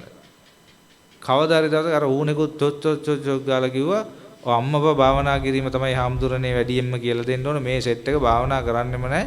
මටත් තේරෙන විදිහට කියලා අර ඌනෙක්ට නිදන් කිව්වා. ඔය ඇත්තමයි වුණෝ. මේ ඇත්ත වශයෙන්ම මම ඔයත් දේශනාවලදී ඔබගේ කාරණාව අවධාරණය කරනවා. මේ මොකද්ද කතාව? මේ භාවනා කරන්නේ නැහැ කට්ටිය. දැන් දැක්කද ඌන භාවනා කිරීම ගැන කිව්ව ටට්ටක් ගාලා කෑ ගැව්වා. දන්නවා භාවනා කරන්නේ නැහැ කියලා. ඔය භාවනාව නැති එකේම ප්‍රශ්නේ තමයි හිටින්නේ. දැන් වයසට ගිහිල්ලා ඇඳට වැටුණාට පස්සේ කර ගියා ගන්න දෙයක් නැහැ. පුටුවට වෙලා ඔහේ කල්පනා කර ඉන්නවා පරණ ඒවා. අතීතයේ සිදුවෙච්ච දේවල් මුන්ට මං කොහමද සැලකුවේ? දැන් එක එකව බලන්න ඉන්නේ. ඔව්. එහෙම කල්පනා කරනවා. ළමයින්ට කරපු සේරම සිහි කරනවා තාත්තලා අම්මලා බලන්න ඉන්නේවත් නැහැ කියලා පසුතැවෙනවා. භාවනාවක් දියුණු කරපු කෙනා ඒව හිතන්න යන්නේ නැහැ. ඒ කෙනා භාවනාවේ ඉන්නේ. එයාට සැලකුවත් එකයි නැතත් එකයි එයා භාවනාවේ ඉඳලා සුගතියකට යනවා. හොඳ දියුණුවකට යනවා. අනිත් අය පසුතැවි ඉඳලා මැරිලා ගිහිල්ලා නරක තැන් වලට යන අපරාධේ. නිසා පින්නතුන් මේ පුළුවන් තරම් භාවනාව දියුණු කරන්න. භාවනාව කියන්නේ කැලේ ගිහිල්ලා කරන එකක් නෙවෙයි. Tamanට මේ වාහනයක යන ගමනොත් ඉඳගෙන යනවා නම් පැත්තකට වෙලා කරන්න පුළුවන්. ගෙදර වුණත් පැත්තට වෙලා ඉඳගෙන කර හැකියි. ඉස්පිරිතාලේ වුණත් හොඳ තැන භාවනා කරන්න. ලෙඩ්ඩු ඉන්න ආස්සෙත් භාවනා කර හැකියි. ඊළඟ টয়ලට් එක වුණත් ෂෝක් තැන භාවනා කරන්න. ඔය කවුරුත් වැඩි කරදර කරන්නේ නැති තැන. ඔතනත් හොඳයි. ඉතින් පුළුවන් මම කියන්නේ විනාඩියක්වත් අඩුම විනාඩියක්වත් පොඩ මේ පොඩියට දශම ගානක් පටන් ගත්තම දැන් මේ වැඩේ කරන්න පුළුවන්. මම ඒකයි කිව්වේ. මෙතෙක් කවුරුත් භාවනා නොකරපු අය මෙතන ඉන්නවා නම් දැන් මෙතන ඉන්න හැම කෙනාම එක භාවනාවක් කොහොම හරි කරලා තියෙන අය ඉන්නේ. ඒ තමයි මම නිදුක් වෙම්මා නිරෝගී වෙම්මා සුවපත් වෙම්මා දුකින් මිදෙම්මා කියන එක කොහොම හරි කරපු අය තමයි මෙතන ඉන්නේ. හැබැයි ඒක මදි. අපි බුදු ගුණ මෙනෙහි කරන්න ඕන. ඒකට කියනවා බුද්ධානුස්සති භාවනාව. මරණය මෙනෙහි කරන්න ඕන. මරණානුස්සති භාවනාව. ශරීරයේ අසුබ ස්වභාවය මෙනෙහි කරන්න ඕන. කායගත සති භාවනාව. හුස්ම ඉහළ පහළ යන හැටි මෙනෙහි කරන්න ඕන. ආනාපාන සති භාවනාව. ඊළඟ අනිත්‍ය මෙනෙහි කරන්න ඕන. ඇස කන නාසය දිව කය මන මේවා අනිත්‍යයි දුකයි අනාත්මයි. මේවා මෙනෙහි කරන්න ඕන. මේ විදර්ශනාව පැත්ත. ආන්න එහෙම චුට්ට කරගෙන ගියොත් දන්නේම නැතුව කාලයක් යනකොට ටිකක් වැඩිපුර ඒ පැත්තට යොමු කරන්න හැකියාවක් ලැබෙනවා. ඒක මහා අනිත් එක මෛත්‍රී භාවනාව. අර ඉස්සෙල්ලා කිව්වේ මෛත්‍රී භාවනාව නෙමෙයි ඒක කරුණා භාවනාව. මම නිදුක් වෙම්මා නිරෝගී වෙම්මා. මෛත්‍රී භාවනාව මම වෛර නැත්තෙක් වෙම්මා තරහ නැත්තෙක් වෙම්මා කියලා කරන භාවනාව. ඉතින් මේ වෙලාවේ මම දීර්ඝ වශයෙන් ඒ ගැන විස්තර කරන්න බලාපොරොත්තු වෙන්නේ. දැන් හෙට ඉරිදා මගේ භාවනා වැඩසටහනක් තියෙනවා කොළඹ සමස්ත ලංකා බෞද්ධ මහා සම්මේලන ශාලාවේ. ඒ කියන්නේ බෞද්ධ ආලෝකමාවතේ තියෙනනේ සමස්ත ලංකා බෞද්ධ මහා සම්මේලනය කියලා එක. ආන්න ඒක හවස 3 සිට 5 දක්වා මම හැම මාසෙම අන්තිම ඉරිදා භාවනා වැඩසටහනක් කරනවා. ඉතින් ඒ වගේ අවස්ථාවකට ආවොත් එහෙම අපි මෛත්‍රී භාවනාව පැය භාගයක් විතර ප්‍රගුණ කරනවා. එකට එකතු වෙලා කරනවා. අනිත්‍ය ආයතන භාවනාවේ විදර්ශනාව කරනවා. සූත්‍ර කියලා දෙනවා. ඉතින් ඒ වගේ තැනකදී තමයි ඒ වගේ දීර්ඝ විස්තරයකට යන්න පුළුවන්. මේ වගේ තැනකදී අපි සරලව මතක් කිරීමක් තමයි කරන්නේ. ඒ නිසා පින්වත්නි මේ වගේ විවේකයක් තියෙනවා නම් හැම මාසෙම අන්තිම ඉරිදට එන්න. හෙට දවසෙත් ඔන්න විවෘතයි. හෙටත් එන්න පුළුවන්. ඉතින් ඒ නිසා මේ දාන සීල භාවනා පින්කම් සිදු කරගන්න එහෙම කටයුතු කරන්න විශේෂයෙන්ම මේ මෑනියෝ වෙනුවෙනුයි මේ උදාර ධර්ම දේශනාව මේ ස්වාමි පුරුෂයා මේ දරුවෝ එකතු වෙලා සිද්ධ කරන්නේ. ඉතින් මේ මෑණියන් බොහොම පින්වර මෑණි කෙනෙක්. ඉතින් හදිසියේ අසනීප තත්වයකටපත් වෙලා ඉඳලා නිරෝගී තත්වෙන් හිටියත් මේ අය වඩාත් නිරෝගී භාවයටපත් කරගන්න උත්සාහයක් දැරුවා. ඒ ශල්‍ය කර්මයකට භාජනය කළා. ඉතින් ඉන් පසු එතුමියගේ අභාවයේ සිද්ධ වෙලා තියෙනවා. ඉතින් අපිට හිතෙනවා අපරාධ ශල්‍ය කර්මයකට ගියේ එහෙම නැත්තම් මෙතුමියව තියාගන්න තිබුණා නේද කී එක මතිමතාන්තර අපිට හිතෙන්න පුළුවන්. ඒ වුණාට ඒව ගානට සැරසිලා එනවා ඒ අදාළ කර්ම බලවේග ක්‍රියාත්මක වෙනකොට. එහෙම ඒව සිද්ධ වෙන්නේ. දැන් මට උනත් යන්න තියෙනවා නම් එහෙම දැන් කාට හරි කියන්න බල අපරාධය අප්පා. ඒ වෙලාවේ යන්නේ නැතුව දැන් අපිම මම මෙහි ඉඳලා යනකොට ඇක්සිඩන්ට් වෙනවා. අපරාධය තව ටිකක් ඉඳලා ගියා නම් හරි අපිත් මේ තව ටිකක් බණ ඇව්වා නම් හරිනේ 10 විතර වෙනකන් ඊට පස්සේ ඒ ටයිම් එක පයින්නවන්නේ කියලා. නෑ ඒක සූදානම් ගානට හැදිලා එනවා. මේ කර්ම බලවේගයට ගැළපෙන විදිහට ඒව හැදිලා එනවා. එහෙමයි වෙන්නේ. ඒ නිසා දැන් යම් කිසි කෙනෙකුගේ ඒ ආයුක්කේ කම්මක්කේ උභයක්කේ උපච්ඡේදක ආයුෂ ඉවරුනාම යනවා. කර්මයේ ඉවරුනාම යනවා. ආයුෂයි කර්මයයි දෙකම ඉවරුනාම යනවා. උපච්ඡේදක ෂණිකව යනවා. ඒ නිසා මේ අම්මට ඒ ආයුෂත් ඉවර වෙගෙන එන්න ඇති. කර්ම බලවේගයත් ඉවර වෙන්න ඇති. ඒක ගානට සූදානම් වෙලා ආවා ඒ ඔපරේෂන් එක ටයිම් එක වෙනකොට. එතකොට තමයි අර තීන්දුව ටික දෙන්නේ සේරම නැත්තම් කල් දම්මනවනේ. බෑ අද කරන්න. එක්ක එයා කියනවා බෑ කියලා. මට බෑ ඔක කරන්න කියනවා. එක්ක ගෙදරයි කියනවා බෑ අපි කරන්න කැමති නෑ කියනවා. එක්ක ડોක්ටර්ස්ලා අහුවෙන්නේ නෑ. එයාලා කියනවා ඒ වෙලාවට ડોක්ටර්ස්ලා නෑ. එහෙම යනවා ගානට. ඒ අදාළ විදියට ඒ වෙලාවේ යන්න නැත්තම් ඒ ටික වෙනස් වෙලා යනවා. ඒ පරිසරය. අර යන්න තියෙනවා නම් ඒ ටික ගානට එනවා. අන්න එහෙමයි ඒවා සිද්ධ වෙන්නේ. ඒ නිසා කවුරු හරි ඊට පස්සේ පසුතැවෙනවා. පාණ්ඩව අපරාධනේ මෙහෙම වුණා නම් මෙහෙමනේ. මෙහෙම වුණා නම් මෙහෙමනේ කියලා. එහෙම හදන්න බෑ. එහෙම අපිට ඕන විදියට මේක සිද්ධ වෙන්නේ අනාත්මයි. ඒක කියන්නේ අනාත්මයි. ඒකත් අපි ධර්මානුකූලව තේරුම් ගන්න ඕන. ඉතින් මේ මෑනියෝ ඉතින් හොඳ ජීවිතයක් ගත කළා. හොඳ දරුවෝ 3 දෙනෙක්ද? දෙන්නෙක් දායාද කළා. ඉතින් ඒ නිසා මේ දැන් ඒක දැන් මෙතුමා බොහොම වටිනා කියන දොස්තර මහත්තයෙක් නේද? අපේ රිජ්වේ ළමා රෝහලේ. ඉතින් දරුවන්ට බොහොම ප්‍රතිකාර ලබා දෙන. ඉතින් මට දැනගන්න ලැබුණා ඔය විශේෂයෙන්ම ඔය මදුරුවන්ගෙන් ඇතිවන ඒ රෝගයේ තත්ත්වය හුඟක් පාලනය කිරීම සඳහා බොහෝ දුරට කටයුතු කරනවා කියලා මේ මොකද මේ මදුරු ඩෙන්ගු මදුරුවන්ගේ. ඉතින් හුඟක් ජීවිත බේරා ගැනීමට මෙතුමා කටයුතු කරලා තියෙනවා. මම හිතන්නේ අම්මත් ඒ ගැන බොහොම සතුටු වෙලා තියෙනවා. ඉතින් වෛද්‍යවරයෙක් මෙලොවට දායාද කිරීම බොහොම වටිනා දෙයක්. ගුණකරුක කෙනෙක්ව. ඉතින් අම්මා තාත්තා දෙදෙනා එකතු වෙලා ඒ කටයුතු සිද්ධ කරලා තියෙනවා. ඒ අනිකුත් සහෝදරිය. ඉතින් මේ අය බොහොම හොඳින් ජීවත් වෙනවා. නමුත් ඉතින් ඒ අම්මට ඒ කාල සීමාවෙන් යන්න සිද්ධ වුණා. ඉතින් ඒ සම්බන්ධව Taman සතුටු වෙන්න ඕන. අපේ කොහොම හරි බැලුවේ අම්මාව තවදුරටත් හොඳින් ජීවත් කරගන්න. නමුත් ඒකේ ඒ කරන්න දෙයක් නැහැ. අම්මාගේ තිබිච්ච කර්ම බලවේගය නිසා එතුමියගේ අභාවය සිද්ධ වුණා. ඉතින් මම හිතනවා එතුමියට යම් කිසි ආකාරයක කරන ලද කුසල කර්ම බලවේග නිසා සුගති සම්පත්තියක් ලබා ගන්නවා නම් ඒක ලබා ගන්න වාසනාව උදා වෙන්න ඇති කියලා. ඒ නිසා ඔබට කළ හැකි උදාරම දේ තමයි මේ වගේ පින් දහම් සිදු කරලා පින් සිදු කිරීම. ඉතින් බුදුරජාණන් වහන්සේ දේශනා කරා ප්‍රේමතෝ ජායති සෝකෝ ප්‍රේමතෝ ජායති භයං. ප්‍රේමතෝ සෝකෝ ජායති. ප්‍රේමේ නිසා ශෝකේ උපදිනවා. ඒත් සම්බන්ධයනේ බොන්ඩ් එක බැඳීම. දැන් මේ මට එච්චර ශෝකයක් එන්නේ නැහැනේ ඔබගේ අම්මා නැති වුණා කියලා. මගේ අම්මා නෙමෙයිනේ. මෙතනින් අනිත් සමහර අයටත් එහෙමයි. මගේ අම්මා නෙමෙයිනේ. මේ බොන්ඩ් එක තමයි සම්බන්ධය. ප්‍රේමය. ඔතනයි ප්‍රශ්නේ තියෙන්නේ. ඒතර ප්‍රේමතෝ ජායති සෝකෝ. ප්‍රේමතෝ ජායති භයං. ප්‍රේමේ නිසා තමයි බය හටගන්නේ. ප්‍රේමතෝ විප්පමුත්තස්ස. ප්‍රේමෙන් මිදිච්ච කෙනාට නත්ති සෝකෝ කුතෝ භයං. ශෝකයක් නැත බයක් කොයින්ද කියලා බුදුරජාණන් වහන්සේ අපෙන් අහනවා. හැබැයි ඉතින් දේශනා කරනකොට අපිට ඉතින් ලස්සනට ඔය ටික දේශනා කරලා දෙන්න පුළුවන්. අපිට තමයි ඉතින් ඕක ඉතින් වැඩේ තියෙන්නේ කියලා ඉතින් මේ අය කල්පනා කරන්න ඉඩ තියෙනවා. ඉතින් ඒ දුව පුතා මාත්‍ය අපිටනේ ආම්දුරනේ වැඩේ තියෙන්නේ කියලා ඇත්ත තමයි.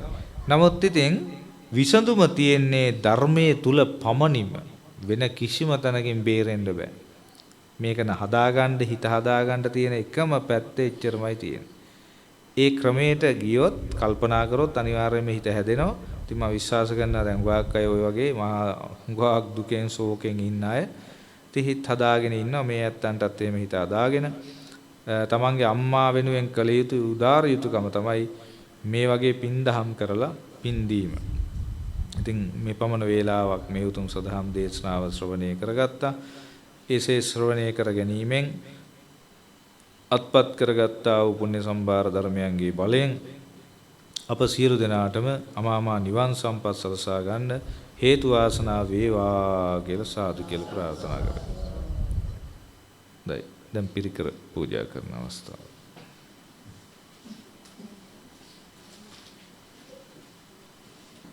මේ අවස්ථාවේදී ධර්ම ශ්‍රවණය කරලා දහම් පඬුරු පූජා කරලා දහත් ගිලන්පස පූජා කරලා විශාල පුණ්‍ය සම්භාර ධර්මයන් රාශියක් අත්පත් කරගෙන තිබෙනවා.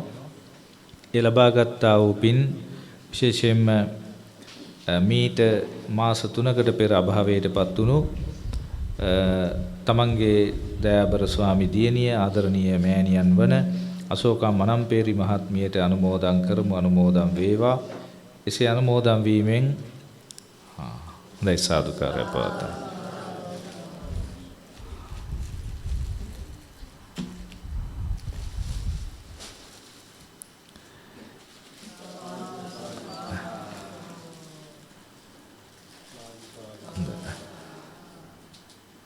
එතුමියගේ භවගාමී ජීවිතය සැපවත් භාවයට පත් වේවා. සංසාරයේදී මෙවන් ඒ දරුණු රෝගී තත්ත්වයන් වලට ගොදුරු නොවි ඊට කෙටි කාලයක් තුල සසර දුකින් අත මිදී ලබන අමා නිවන් සුවයම සලසා ගනීවා කියලා සාදු කියන්නේ.